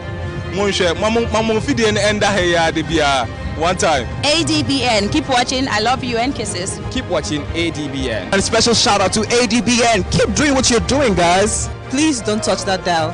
Stay groovy. Hey, Bobby. Ha! It's a shout out to ADBN. ADBN, Advocate Broadcasting Network.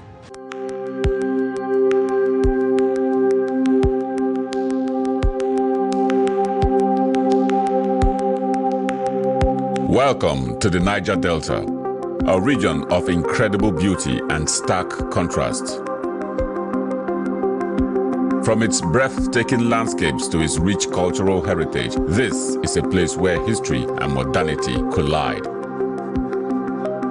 But beneath this serene surface lies a story of struggle and resilience. The Niger Delta is the lifeblood of Nigeria's economy, home to vast oil reserves that fuel the nation, yet it is a land where the people fight for their share of the wealth.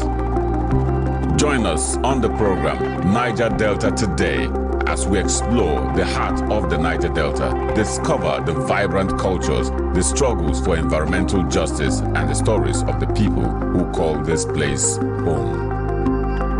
This is the Niger Delta, a land of contrast, a story of resilience, a journey of hope. Don't miss our exclusive series, Niger Delta Today, every day at 12 noon, only on ADBN TV. Witness the untold stories, experience the journey, be part of the change.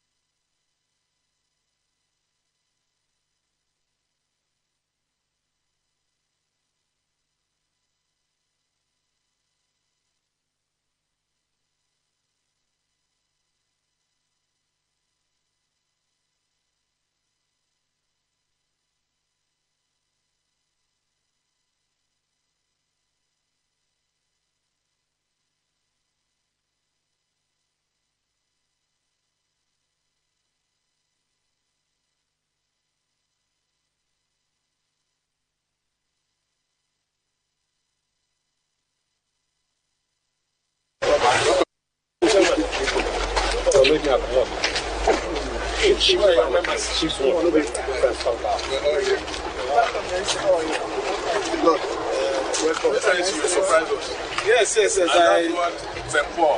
The goals have gone down to the government. Yes. I went for the hearing that people are planning to come here. I wanted to come to see myself. Oh, everything is going on. We're prepared for election. We're prepared. That's what I want to hear. No, prepare for election. 100%. 100%. Unmistakable for Congo. Yes, sir. All right. Thank you for your support. What is important to me? No matter wetin I see, enough fit make mouth heavy to talk am. That's now why people dey talk. You know wetin dey worry you, but you no go fit take help yourself. In this kind of situation now, what if they really no talk to una? Wetin be the way forward? They go bury our chairman on Thursday. We go remain here. Make we talk good where we dey see good, and where we know say we no dey see good, make we also dey talk am. No woman, no mother deserve to know the grave of his child. The bank manager, the bank executive, they are the one the government should first pay. People They Talk, the show on Monday to Friday by 5 p.m. on top ADBN TV. The upcoming Rivers State local government elections, scheduled for October 5th, is shrouded in controversy as legal hurdles have been mounted against the process. But the Rivers State Independent Electoral Commission, RESEC, insists election will hold. On September 30th, 2024, the Federal High Court in Abuja issued an injunction preventing the Independent National Electoral Commission, INEC, from releasing the voters' register to the Rivers State Independent Electoral Commission, RESEC. However, despite these legal hurdles, RESEC is pushing forward with preparation for the elections. The commission, led by retired Justice Adolphus Enebeli, emphasized that it will comply with the earlier Supreme Court ruling requiring local government elections to be conducted within 3 months using voters' register from the 2023 general elections. As we speak, we are already in possession of the 2023 updated voters register for the conduct of the October 5th local government poll in Rivers State.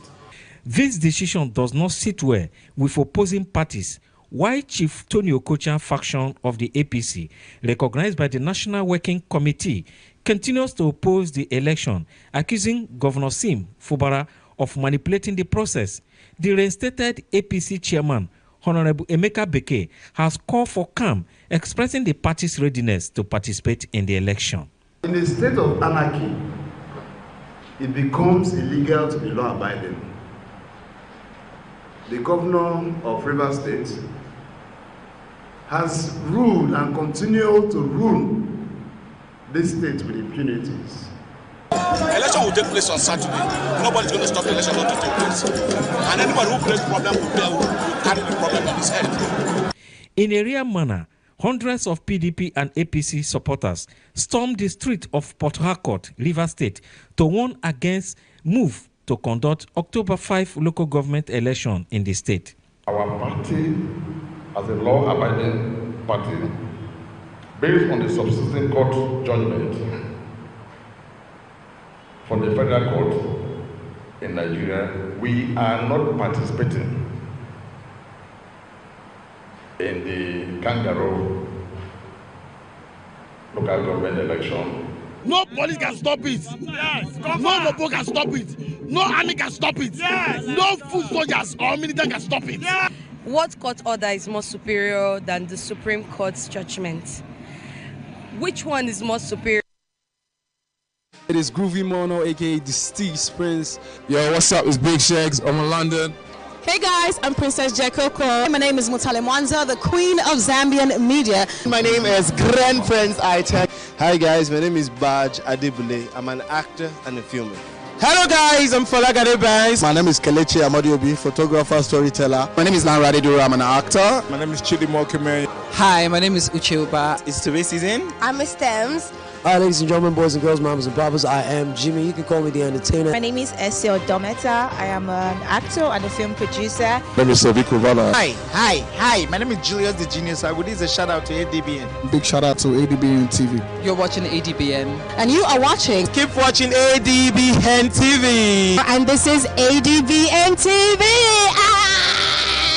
And this is a shout out to ADBN TV. Keep watching, don't switch the dial. Shout out to ADBN. Keep watching love. And you are watching ADBN TV. Shout out to ADBN TV. I've got one thing for you. Make sure you keep watching ADBN TV. A shout out to ADBN TV. Shout out to ADBN TV. Don't touch the dial. And you're watching ADBN TV. Keep watching ADBN TV. And I'm shouting out to ADBN TV. They're watching ADBN TV. Keep watching ADBN TV. This is where to be. And you're watching ADBN. A shout out to ADBN TV. And shout out to ADBN TV. Keep watching. And you're watching ADBN TV. Keep watching ADBN TV. Right now, you are checking out ADBN TV. One time. ADBN. Keep watching. I love you and kisses. Keep watching ADBN. And a special shout out to ADBN. Keep doing what you're doing, guys. Please don't touch that dial. Stay groovy. Hey, Bobby. Ha! It's a shout out to ADBN. ADBN. Advocate Broadcasting Network. Welcome back. It is still Morning Express on ADBN TV, and the spotlight is in Rivers as well as Akwa Ibom State as they hold local government elections across different local government areas to produce administrators. And we have in the studio to expand this conversation, I have Otuekong Franklin Song, the State Director of Center for Human Rights and Accountability Network. Is also a media expert. Once again, good morning. Yeah, once again, good morning, Jennifer. And not just him. Good morning. Not just him. I have in the studio a political analyst. I'm talking about Udeme Udofa. Welcome to the program. Thank you very much. Udeme Udofa, you're welcome to Weekend Express edition. Head ABC Media Center. I don't know how she got that political. I analyze so many things, yes, whether it's politics or society, sports, and whatever. So maybe you have a knack. Really? Politics. Really? Yeah. I don't know that. But yeah, well, you're here for politics. Thank you very much. God bless you. Good morning, Mr. Udeme. Thank Good to see you again. Yeah, we were here doing the Edo politics to also analyze. Yeah. And now you're back for Akwa Ibom and Rivers. Yes. Yeah. We must go home because the Igbo man says that the true wealth of a man is the one that accompanies him home.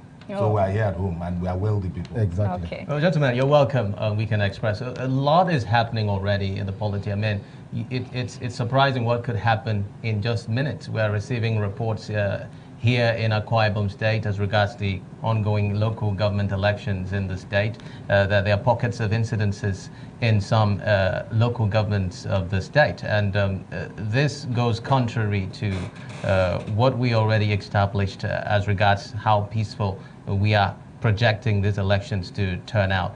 But then these reports coming in are quite disturbing. Of course, we're going to be following the details much later on the program. But then, did you see this coming? I'll start with you, Mr. Udofa. Yes, I saw it coming because it's what they call trouble spots. Based on analysis, previous experiences, I saw that we're mainly playing an ostrich game in Akwa Ibom State, and then pointing hands to other fingers to other places. You know, I don't know who came up with the sobriquet that Akwa Ibom is the most peaceful state in the world or whatever in Nigeria. But the truth is that there will always be violence in elections because of certain inequalities, certain falsehoods, you know, that are built around the politics of this place. The truth is that if you have a people that are repressed, a people that have been played against over time, they will always come and tell you, yes, when you are coming for that election, we're going to show you, you know, because, and the truth is that most election managers and even governments do not realize that election is about people. It gives you an opportunity for you to fight back. You know, if there's violence, we have to find out where is the violence coming from and who is the violence directed at. There are people that use violence to speak out, and there are some people that use violence to protest. So we should be looking at it from the point of, is there fairness in Akwa Ibom? Is there political inclusion in Akwa Ibom? Why should we expect that Akwa Ibom is going to be, the election will be peaceful? I am foreseeing that there will be more violence in the hours to come. Well, I don't know why you hold on to that. Now let's bring I'm to not play. holding on, I'm just saying it. Okay, let's bring to play the fact that the governor is of the People's Democratic Party, and he's been liaising with other political parties, most especially the APC, with credence to President of the Senate. And in fact, one of the papers, Vanguard, captured it that Governor Moino and Akpabio bragged in Akwa Ibom State. Now, I don't know why you would hold a different opinion, but then what do you think would bring about these pockets of violence within the state? It's not about what I'm thinking. The truth is that when politicians espouse certain ideas, when they espouse certain concepts, when they give certain pictures, you have to be careful. If you're an analyst, you have to know which one is is an image, which one is reality. The reality on ground is that Akwa Ibom is a place that people are shopping for votes. The politics of control is in all the parties. Every party wants to have control. And then you shouldn't be talking peace. People going to, are you telling us that you are going to allocate votes? You know? And my other problem is that this election is not about the people. This election is about, Akpabio spoke to Susan or Umoino has only one vote. You know, has he been able to address the problems of the people in such a way that he will be guaranteed, he will guarantee that his party will deliver? You can't be saying that we are competing and then we are talking about peace. Well, okay, Mr. Doffa, let's now pose a similar question to Otuekong Franklin.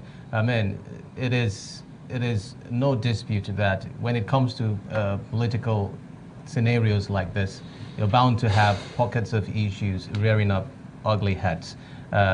It's always the ultimate hope that the election outcome in any respective given state in Nigeria should turn out peacefully. But then, Otuekong Franklin, a similar question posed to Mr. Doffa.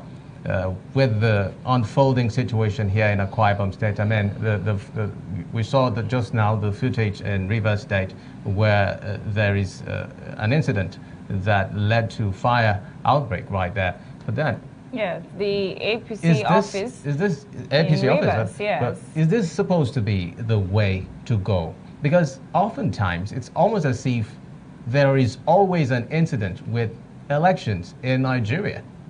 Is it that we have a monopoly of crisis when it comes? Is there no way we can move forward or elect people to different offices without having to resort to violence of this nature? Well, let me join the ADBN family to condole with the governor over the demise of the wife, because I've just been, placed with a signage that this is your, your sign that you are mourning the wife of the governor. It was a sad one that we lost her. She was a mother to all and a very, soft-spoken lady that whose ideology for the poor and for the less privileged and for the widow was impactful. I think I pray God to console the governor and the family. Having said this, I want to say that we in the Center for Human Rights envisage this crisis. In my other section before we went on break, I said that we organized a stakeholders summit where we brought in the political parties, the AKISIEC, the stakeholders to come to a round table for us to discuss and have a peace pact. The high point of the event would have been the signing of a peace register, but that did not happen because the political parties did not show up. Only one party turned up. I mean, political party, only one turned up. The candidates, none showed up. But only the stakeholders like AKISIEC that partnered with us and other stakeholders, the media and the CSOs that showed up. But the real key players that one would have expected to catch into that opportunity to show that they are willing to embrace peace would have been the political parties that sponsors candidates to the elections and the candidates themselves. What excuse did they give? That, oh, the previous week we lost the wife of the governor and so the campaigns were, suspended. We just have this week, that was on the 30th, we just have 5 days election, so we need to go and campaign. So they put campaign over and above the peace pack. And up to date, I've not heard, because after the event, we handed over the register, the peace pack register, to Akisiek, and we told Akisiek to go and call them to sit on a round table and endorse that peace pack. Even though that is not lawful, they would have been persuasive to show that you are committed to ensuring that we have a free, fair, and peaceful outcome. Sorry to cut you in there.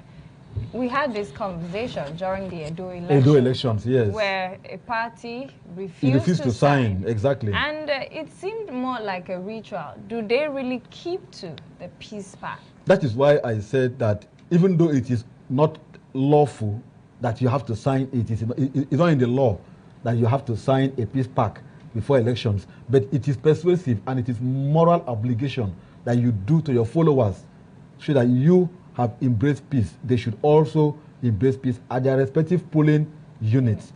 So I'm not disappointed in the report that we are hearing. Like I said earlier, I'm a journalist, I deal with facts, not speculations, until these reports are confirmed by possibly the police, and we have pictures to show that, like you showed in one of River State, we see pictures backing them up that this is actually happening in River State. I wouldn't want to speculate, but if any of such happens, I wouldn't be in any way disappointed, because the peace pact that we wanted to organize for them, they did not turn up. That is one. Two, why did we envisage this crisis? You could even see serving commissioners resigning to go and contest for local government elections. What is the game changer? The autonomy that has been given to the local government system, which was not there ab initio. Before now, nobody thought that local government should, be paid attention, could be focused. I don't even see ADBN focusing more on local government elections before now. And because there is that autonomy that has been given, and you could be seeing 300, 400 million given to a chairman of local government to run the local government system. That is why you see the interests have become so vast that people are now becoming interested to know on who becomes the chairman, who becomes the councillor. Beyond payment of salaries, the money that will be coming into the local government council will be in millions. And so if you don't have someone who is credible, someone who has the spirit of patriotism, someone who is meritable to lead the local government system with capacity to deliver, you will be having a zero level of governance. So more attention is being paid to local government now. That is why you see those who have become house members coming back to go and contest to become local government chairman. So the violence you are seeing today could be tied to this interest. Well, we got reports coming in, and one of it is back here in Uyo. Reports coming in from polling units show that in Uyo Metropolis, there is no restriction of movement as directed by police command, even though we are also having these allegations of voter apathy evident, election materials that did not get to polling units as at 9 a.m. in a number of polling units visited. This is as a result of reports we're having. Well, this particular one from Theophilus Udo, who is at he's at the polling unit here in your local government area, and I think he has an update in regards to that. Let's take a listen to him. At the Uyo office, Uyo local government office of Akwa Ibom Independent Electoral Commission, AKISEC, you can see behind us various buses are taking the electoral material to different wards, political wards in Uyo local government area. And all this is because today in Akwa Ibom State we are witnessing local government elections, and so far materials arrived here. All the parties, the 12 political parties, are very happening with the distribution of materials is when the material for each ward lives here, both agents of the political parties and also security men and women will escort, like the vehicle you can see just coming now is leading to one of the political wards here in Uyo local government area.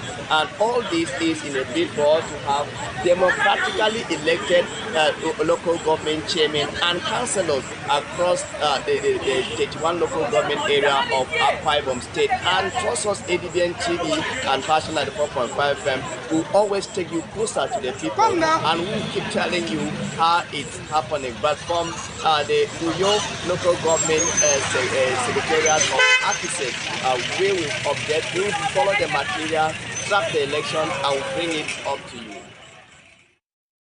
All right, thank you very much, Teofilo Sudo, for that update. And there are a number of updates with regards to the election. According to one from a polling unit still in Uyo Metropolis, it says that there is no restriction of movement as directed by the police command, and there has been voter apathy evident. Election materials not gotten to polling units as at 9 a.m. in a number of polling units visited. Well, you can see it here. People are going about playing football. Well, on election Saturday.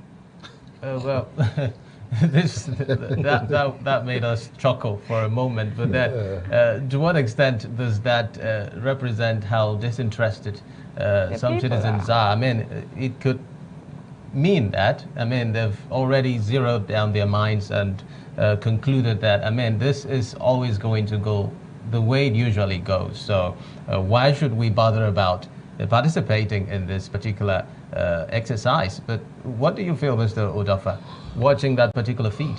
Well, I'm not surprised. You see, there are two issues. There are two sides to it. It's either you are proactive or you are reactive when you are setting your plans down. You know, how proactive was Akisiek when they began to set the basis for the elections? What were their community engagements? How were the people sensitized to this?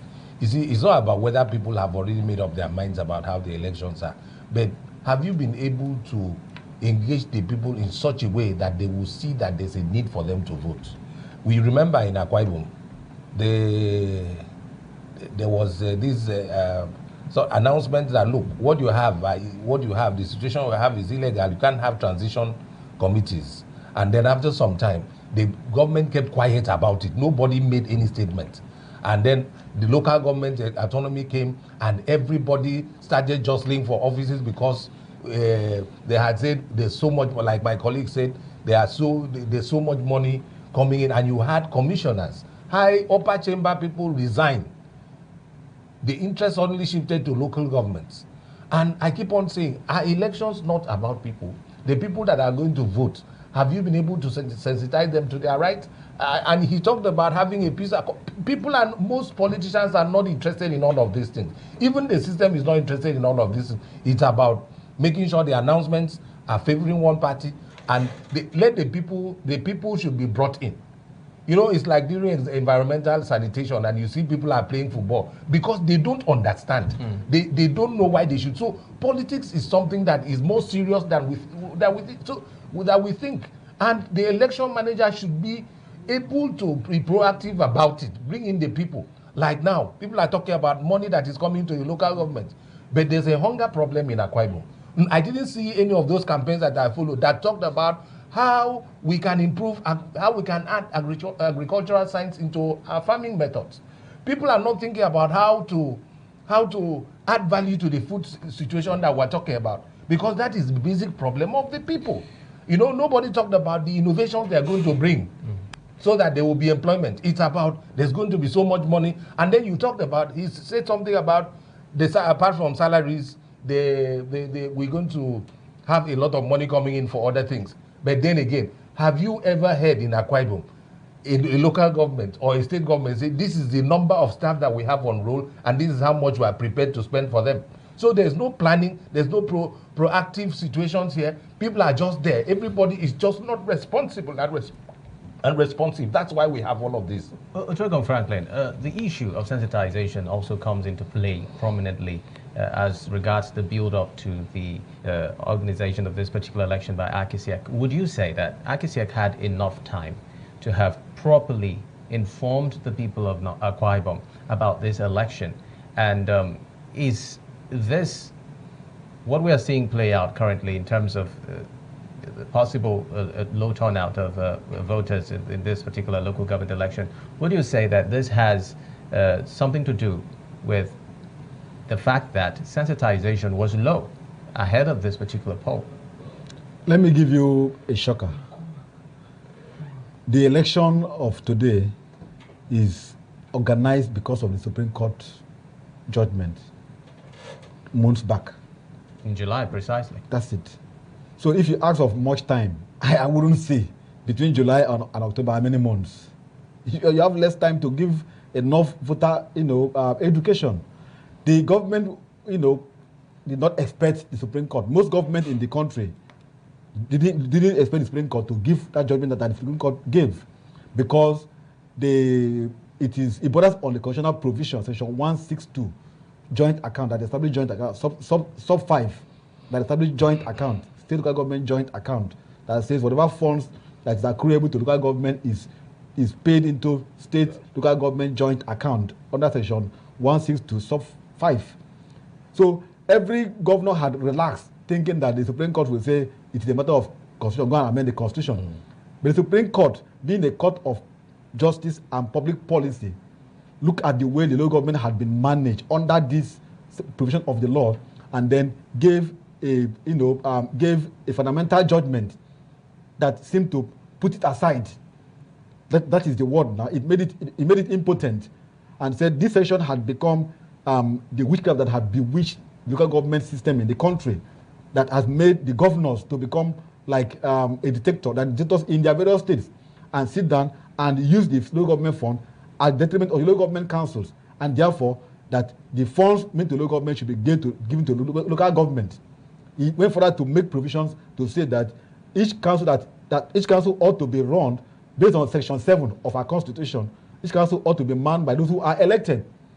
So the president now, as a follow-up, constituted a 10-man committee to say, based on that Supreme Court judgment, let there be a 10-man committee. You have the Federal Attorney General, that is the Minister of Justice. You have the Accountant General, the Minister of Finance, and other top government officials, including the state governors, to say any state that has no chairman that is elected should not be given the funds. But it seemed that they had a meeting with the president, and there was a window for them, 3 months. So between July and October, it wasn't enough time for much voter listening, because even in Akwa Ibom State, the government had determined to continue to run the system with those who are appointed. Even when we said it is against the law, but government never listened until that judgment came.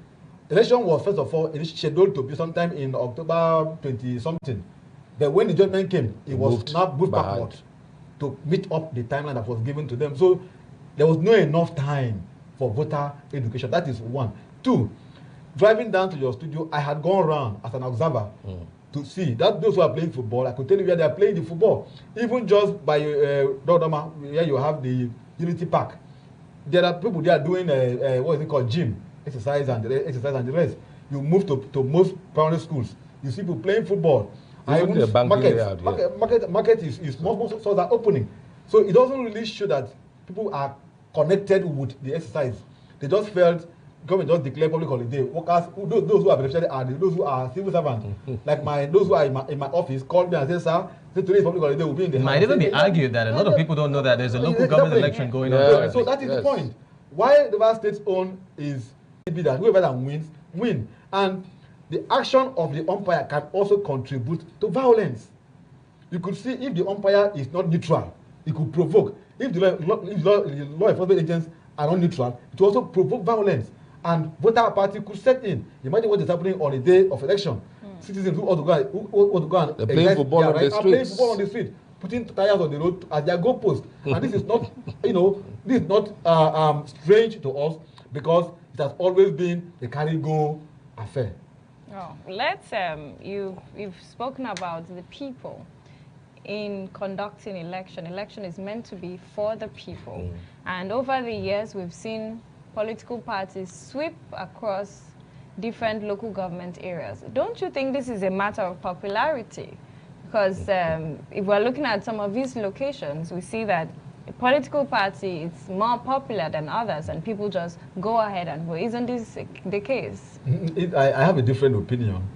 I have monitored elections from 1992 until date. I can tell you that election winning is not more about popularity. It's more about your acceptability. You could be popular but not accepted by the people. That's one. Another school of thought that I want to also canvass here is that the people themselves had resigned to their fate to say, well, since this has always been the case of one party take the day, because before now, the local government system was tied to the airport strings of the state governors. Let me give you a typical example of what happened in Anambra State. Just 3-4 days ago, we had election in Anambra State where one party swept the entire local government of the state. And then where the governor that we held in high esteem by virtue of his career as someone who had been a CBN governor, rose to the bank and then become a governor of a state, came up with a bill proposing a joint account for the state. What has been put aside by the Supreme Court in the Constitution, the governor of the state is now coming back to put a bill in the state to say the fund that will be coming to the local government should be paid into a joint account in the state now. So you can now see the interest of the governors who are now saying we need to hold strong to local government. The question is, what do you do with the funds of the state governors that comes to the state? Why do you have interest in local government funds? That is why I feel that elections at local government level ought to be a grassroots base. I look forward to when we begin to adopt option A4 for local government elections. So you don't have issue of ballot papers, just go and queue behind who. Because that one is more of a grassroots, contest. Directed to the people who are at the grassroots. So that my aged mom may not even know the parties. But when she sees those who are contesting, she knows them by their faces and their names. She could just go and line up behind who she wants. And that will take away this issue of rigging or no rigging. Okay. Well, Mr. Udofa, let me come to you. Still dwelling on Akwa Ibom State, we're still getting feeds as regards what's happening and the turnout in the elections. A lot of areas are also talking about the fact that the processes towards voting are going on as planned. But then, still dwelling on local government.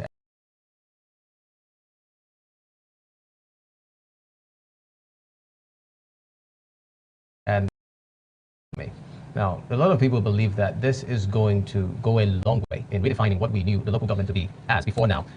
Talking about autonomy specifically, to what extent is this going to serve as a litmus test moving on to subsequent elections in Nigeria at the local government level, and specifically focusing on Akwa Ibom State?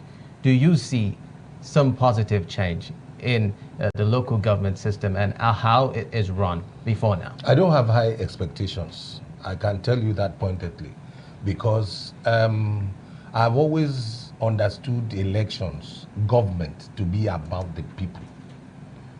When people say it's because people are resigned, it's not true. I have witnessed elections for a very long time. I'm from Ikodekpene, and Ikodekpene is where you used to have the threshold, the situation whereby we saw the best of the politicians from the national come to make election stumps in Ikodekpene. I had seen Awolowo, I had seen Zik, I've seen all sorts of people come there. That was the people that knew that they need to engage the people. You see, you have politicians now that do not even know the boundaries of their wards. They don't know people there because of what they call government interests. You see, and I heard somebody talk about one party, this, that. One party can dominate the system because the other parties have failed to engage the people. Even when we used to have, is it 31/31 or whatever, there were some places in our nation that would bring in an opposition candidate. In Ikodekpene, we voted for the opposition party about 2 or 3 times, my ward specifically. The truth is that for you to be an effective opposition, you need to be able to go against the gravy train and don't wait for endorsement from Aso Rock or from what do you call the one here, Hilltop Mansion. Don't wait for it to come and endorse you. Go and canvass for votes. He talked about grassroots directed campaign. Let us talk about the people. What are you? Do you know there are some chairmen that do not even know what is the social imperatives of their position? Everybody is going there because there is a tea to be served, or there's pounded yam or whatever, to be served, because there's meat to be served. Let us talk about what is my imperative as a politician. Why am I in politics? Politics is about activism for development. So, sir, to get to your question, the truth about it is that people must engage the people. The politician leadership must engage the people. That is where the beginning and the end of all of this talk. So whether it's going to be a litmus test for this, first of all, let us start with the government, the election managers, and the people that are involved before we talk about whether it's going to be a litmus test. The truth is that they used to, in those days of the Babangida regime, you see a situation whereby somebody will win an election and they will take him to his, I think, Center for Democratic Studies, and then they will tell him about this, that. Orientation. Reorientation. Those things, all of a sudden, the young talks have decided to take those things away. And you have chairmen who do not understand what they should do. You cannot call a chairman or a councillor to say, what exactly is your job? What have you done? We have in Akwa Ibom, there's the credo, is a situation whereby the chairman will be saying, we thank His Excellency for doing this, that. What have you done? Even the councillor will say, His Excellency's Arise agenda. What has Arise agenda got to do with your own community? So it's not any test at all until we are able to go back to how it used to be, a situation whereby you used to have door-to-door campaigns, who you go ahead and ask people for vote and tell them what they want to do. To what extent can we say? Is this capable of addressing voter apathy? Because that's right. Why they are apathetic to this is because nobody cares about them. They think that they don't have a voice. But you remember, during the good luck, I think there's that election, and even the Tinubu, let's take it from our president. Let's take it from the Senate president and the president. These are people that campaigned. They went everywhere. They even went to the opposition to ask for votes. And when I stayed here the other time, I said, Tinubu is going to win the elections. People started saying, no, I'm supporting Tinubu. It's not about support. Then you have a man like Godswill Akpabio, who I still believe is the political miracle of he will go. The wife will be there. His supporters will be there. But in these elections, where are the people that are campaigning? I don't even know what my chairman, Iniko Ebene, wants to do. The normal run on the mill will provide your employment. Nobody has addressed a critical issue like agriculture. Well, Mr. Tokon Franklin, yes. let me come to you on a very pertinent issue as regards how educated as to how the local government should run these candidates of the respective political parties are in this particular election. Do they really understand what it means to run this third tier of government in such a way that they understand we're reflective of what's happening in the grassroots, and they're supposed to pay attention adequately to discharging the dividends of democracy to the third tier of government? Okay, let me start this way. In 1999, we had other parties that won elections in Akwa Ibom State. We had in Eastern Obolo, APP, it was Efikero Effect, won in Eastern Obolo in APP. We had in Senetai, I think Chief Asom. That's right. Won election in APP. But the party that won the majority, the PDP, and the state governor, we had ANPP. ANPP, exactly. So the party that won the majority and the governor did not really, have that relationship with this chairman. You had where a chairman can even confront the governor, and like what you used to have today, because normally, ideally, we should be operating through federalism. Yes. Where you have the local government as a government, you have the councillors, the chairman. If the chairman is not doing well, the councillors can call him to order by way of impeachment or the rest. You have the governor and you have the house members. The governor is not doing well, the house members can call him to order or impeach him. You have the president and the National Assembly. And that is how it ought to be. Federalism, true federalism, independence of this level of tier of government. But that is not the case. You now have a case where the governors themselves are free to challenge the president and the policy of the federal government, like you had when El-Rufai and let some governors went to court to challenge the currency, tweaking the currency redesigned policy. You could see the governors of the same party going to court to challenge the federal government policy. But governors who are doing this may not tolerate chairmen opposing or giving them alternate opinion in their various states. And that is why you see the governors becoming interested in imposing who they want to become the council chairman across the country. So this is why you keep having people who don't have any business being at local government level as chairman, becoming chairman. You could have someone who just told you, I'm here on behalf of somebody, or I'm here because the godfather said I should be here. And all what they are doing is to please and whet the appetite of their godfathers. When we went around, when my center went around with the House of Assembly to tour the local government of the state, I think about 3-4 months ago, I wept to see a local government council overgrown by width. I even saw much room inside offices. You have civil servants keeping their table, desks, work is going on. Like we are here, work is going on. You have much room in one corner. In an office, local government council. You have the council leaking. At a point, the house members were like, they openly lambasted some council chairmen. What are you doing with funds? You have roof leaking, you have bulbs are dead, change this light, and you allow it. You have a small hall that has no window, and you kept people there in the name of conference hall, and you put this up as achievement for 3 years. And this is what the governors may admire, may like, because when they want to query what these funds are used for, the chairman can tell you this is how much we got. But now that the funds are coming straight from the federal government, we can now hold the chairman accountable. And I want to tell you that most chairmen will be going from office to EFCC. Because we would back them to, because as the funds drop in their account, we will know how much has come in, and we'll follow through how the funds are being expended. Well, with that happening, EFCC coming into the picture, don't you think this might also be as a way of politically witch hunting people? There is no witch hunting. Accountability is what we preach for. If you have been given a fund, you've given money to acquire equipment for this studio, and you've not been able to retire it or acquire this equipment, you should give account for it. Where you are unable to give account, you go in for it. The laws are very clear. So when the funds are given to you, of course you are asking me what the function of local government is. Of course it's there in the first schedule of the Constitution. Great roads, establish markets. And the rest. Go and ask, have you been to cottage hospitals? Have you been to primary healthcare system and see how they have collapsed? No primary school, students are studying under trees.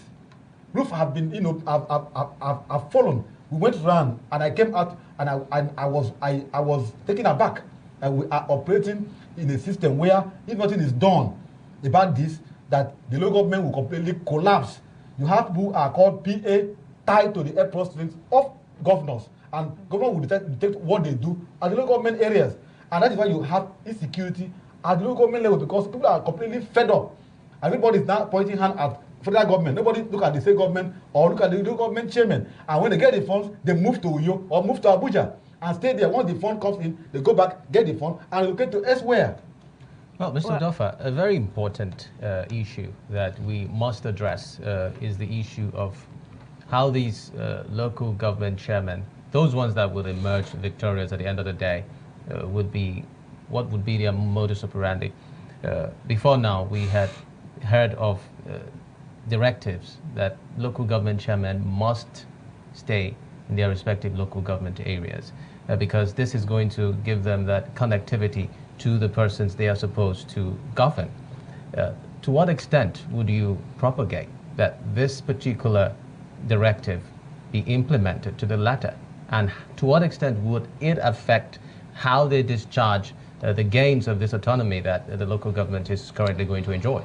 Well, permit me to say that for me, it doesn't matter whether they live within or outside the local government. What matters is whether they understand their roles as leaders of that fourth tier of the administration. You can force a man to stay in the place, to live in that place, and that his house becomes a mecca of all sorts, that people will come in and be looking for urgent 2K. Is it still 2K or 5K? Augmented because of the economy. Okay, urgent 5K or 10. But, you know, the other day I was in a place and some guy said, but I gave you some money yesterday. He said, that money finished, so I'm looking for the one that will take me for today. So you could be a local government chairman and you are sitting in your house and accessibility is there, but you don't have an idea of what to do. I am thinking that if we don't have people that are local government chairmen by proxy, we can look forward to a good future. But unfortunately, that is not really happening, because in a situation whereby you have house members, former house members, going to take up appointments as local government council chairman, the election, and then you have. Well, I'm sorry. You feel it's like almost like an appointment. No, but look, I am a media person, so I can tell the truth. You know, in a place where I come from, they sat down, the people decided who they wanted to be, and they said that this is the man, that we should forget about everything. And it's happening in so many local government, so many local government areas. So you need to have people that have an idea of what they want to do. It's about people. It's about people. That is, I keep on saying it's about people. It's not about where you live. It's possible for me to live in Uyo, and then I'll be transmitting democracy dividends to my people. You know, yes, people want to see their chairman so that they will be all fair with the things that are happening there. So but the truth about it is that the local government chairman that we are electing today, are we sure that they understand what they should do in the local?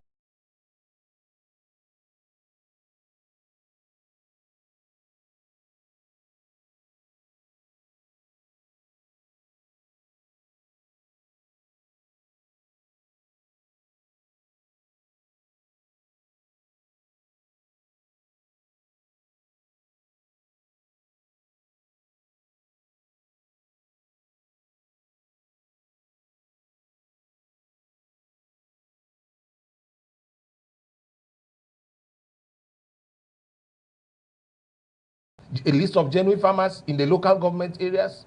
How many of them have gotten advanced seedlings? How many of them have been given assistance? These are things that when we bring out the role of accountability, we'll know how many farmers have the government at the local government level given assistance. Do we have tractors? Do we have land? And all of that. You know, that is where we'll start. Look, there is food crisis in Akwa Ibom State. There's hunger in Akwa Ibom State. And until we are able to feed ourselves or address this, we can never move. So, litmus test or not, let us address what the local government people are going to do for their people. Well, Mr. Demabasi, let's look at, you had made mention earlier that there are some situations where people are appointed ahead of the election. And well, interest of interest. Now it makes me want to ask, is there really a possibility of having the true local government autonomy? Well, it may happen everywhere, but not in Akwa Ibom State.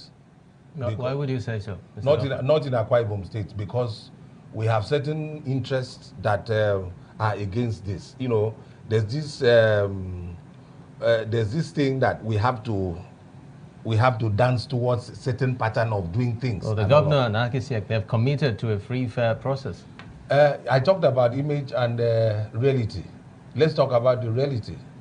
Let's talk about how did these people emerge? Even in the opposition parties, how did they emerge?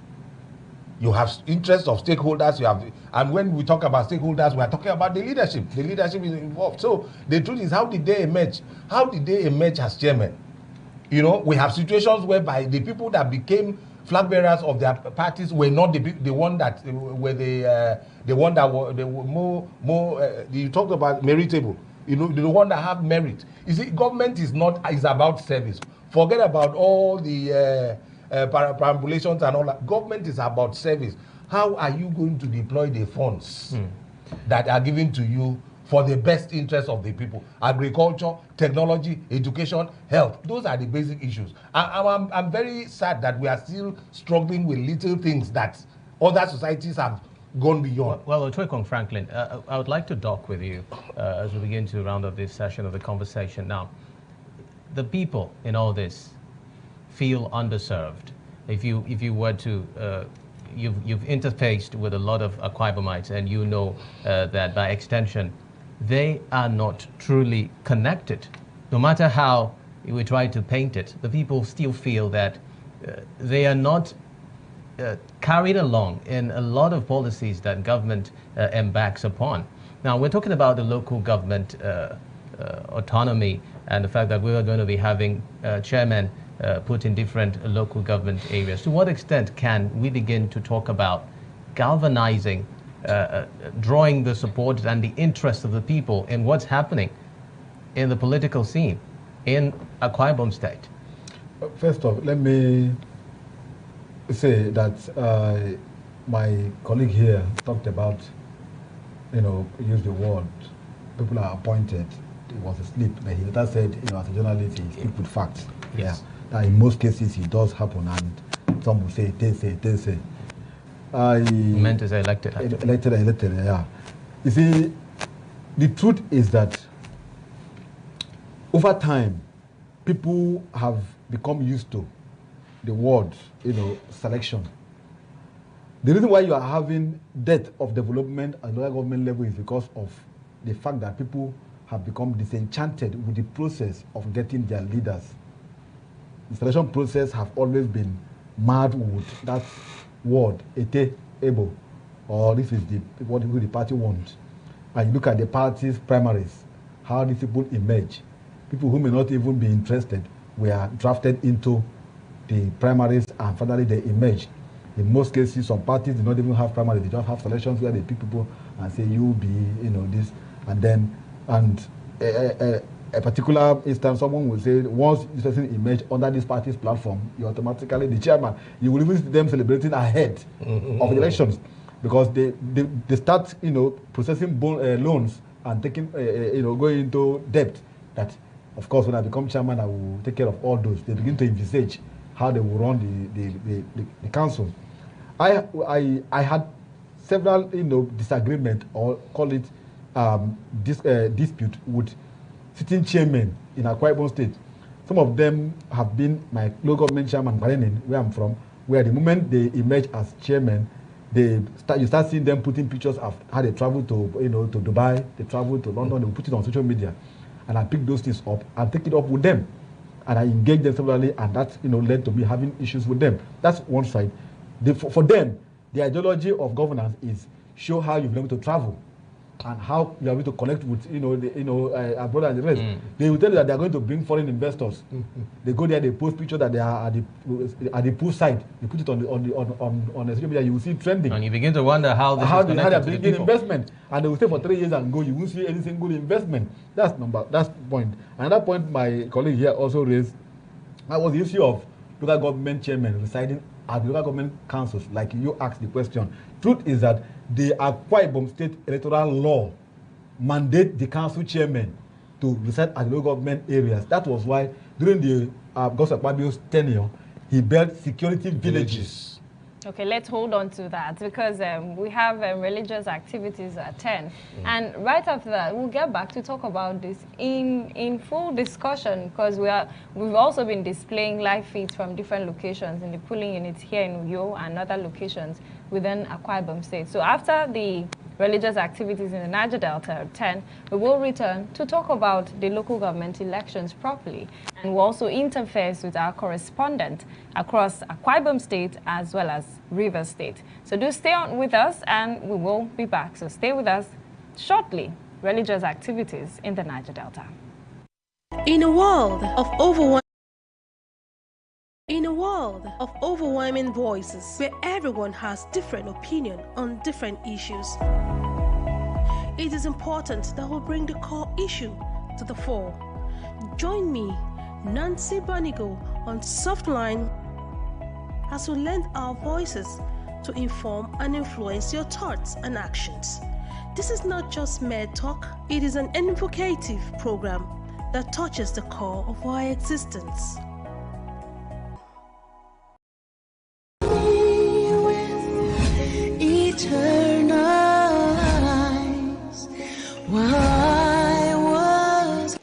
Second Kings chapter 5. Read 27. The leprosy therefore of Naaman shall cleave unto thee, and unto thy seed forever. And he went out from his presence, a leper as white as snow. The leprosy of Naaman shall cling unto you and unto thy seed forever. We studied the topic 2 or 3 weeks ago on curses. But we are gradually going deep into those curses until we totally dismantle and break every curse. So today's deliverance is titled Breaking Collective Curse. Breaking collective curse. This is the kind of curse that affects people collectively. Sometimes they may be related, sometimes they are not related. What is a curse? A curse is the opposite of blessing. Opposite of blessing. You have blessing, you have curses. What is a curse? A curse is a force working against a person or a group of persons. So it can work against a person, it can work against a group of persons, it can work against a thing. Like you, Jesus, there's no one like you in all the earth. OPM. Dr. Jesus in action. Dr. Jesus in action. God is here. My name is Kelly Sonny Aaron. I want to thank God for what God used OPM to do for me. For since on June, I came for Coconut Night. I've been facing a challenge. I will just be walking on the road, I'll fall down and be stretching myself like convulsions. Some people call it epilepsy. That thing has been happening to me for like 13 good years. How many years? 13 good years. 13 good years. Epilepsy. You'll be walking on the road. I'll fall down and be stretching myself. Yes. That thing has been happening to me for 13 good years. And there was a time I was going to Akpajo for work. I was driving machine. I fall down. The thing happened again, and I fall down and start stressing myself. You were driving machine. Yes, I was going to work. The worst. Driving machine. Bam! The epilepsy came. Machine was still on. Yes, I was still driving. People you now. Firing machine. Yes, I was struggling with the bike. I fall down. I hit my face on the floor. That was when I had this accident.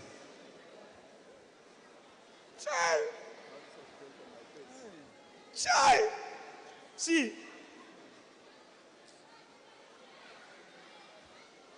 Capture now. Child. See, God is too merciful. God didn't allow the iron to pierce the eye. He didn't allow it to touch the eye. It will happen when you were driving the Okada. Yes, sir. When I was driving the Okada, I also had the accident on my leg. And since then, I've gone to many churches. Some church, there was a church I went to, the pastor said I should buy native fowl. He's going to pray for me. I have done those things. Hold on. You went to a church. Pastor says you should buy native fowl. What does fowl get to do with the church? He now told me to buy a bag of rice for the widows. I said, okay, let me go and buy it. He said, no. Wait. Bag of rice for widows? Yes. Onyosh. He now said, they want to use a bag of rice. Now they know that rice is expensive now. He now said I should give him the money, that he will send the money to the widows, which I did. After some time, the thing keep happening. I've gone to many churches. In fact, if I've not gone to church, I've gone to more than 15 churches in River State. But no way. The day I came to OPM, that was on June. When I came to OPM for Coconut Night, after the Coconut Night, I went back to the house. After some days, the thing now started like, see, want to call like headache. I said, okay, let me go and sit down to watch myself.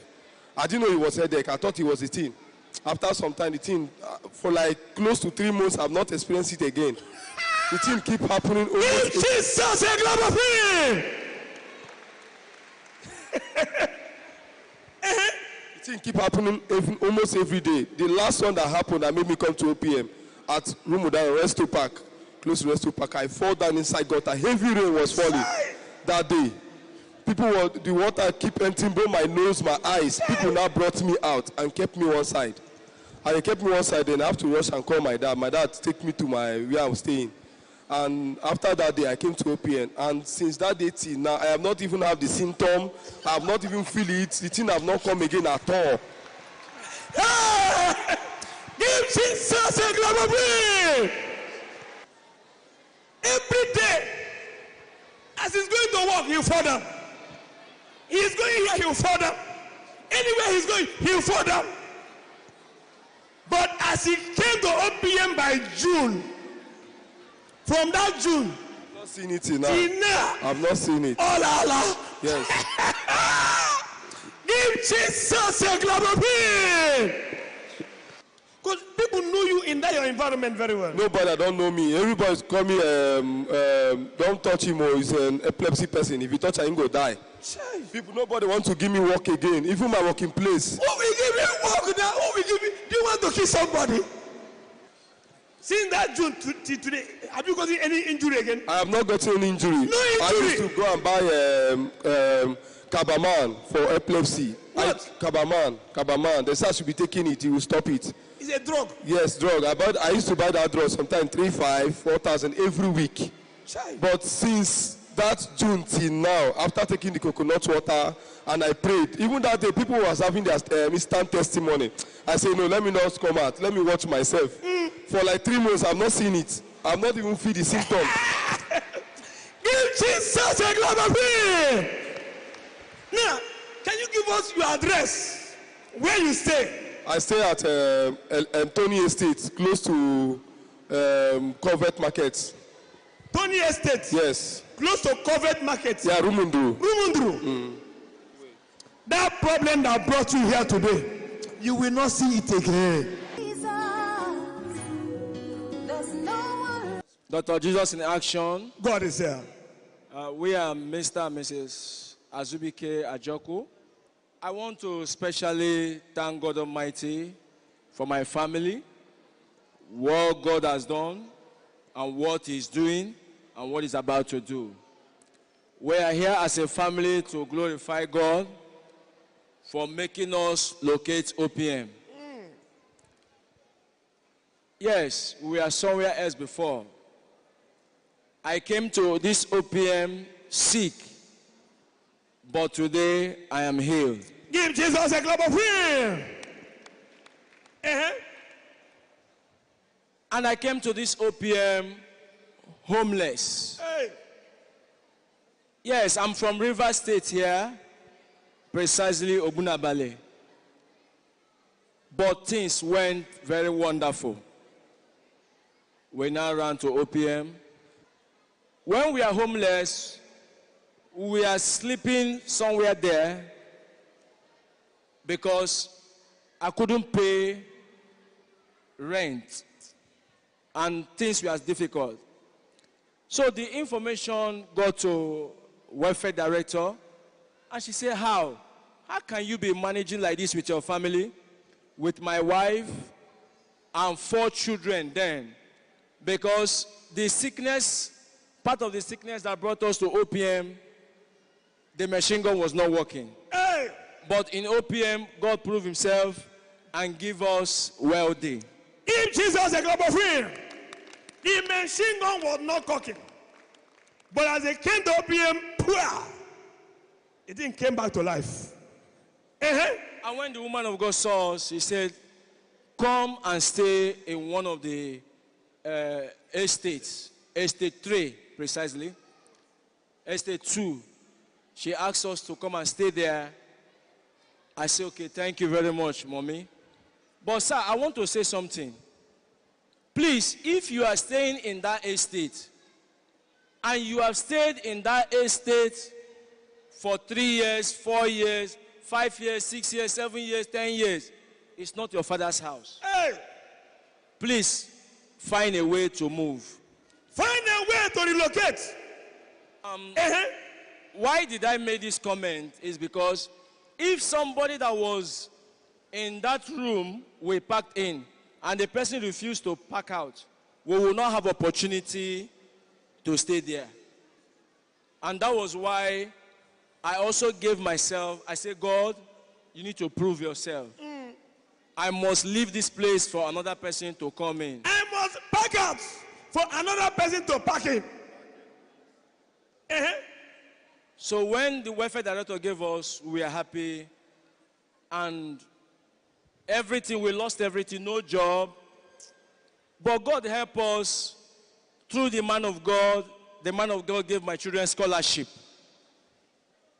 And gave them scholarship, both the one in abroad, two of them that are right now in abroad. My first son and my first daughter, they are schooling abroad. Two of your children Yes. in abroad.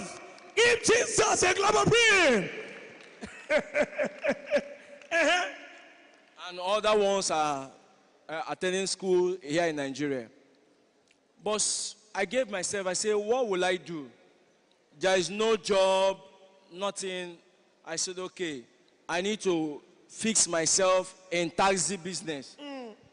I want to run taxi. I want to, so that I can help myself, so that I can feed my family. So I began to run the taxi business, and things began to happen somehow, and I began to do some savings. So somehow, God was doing something, and I was saving.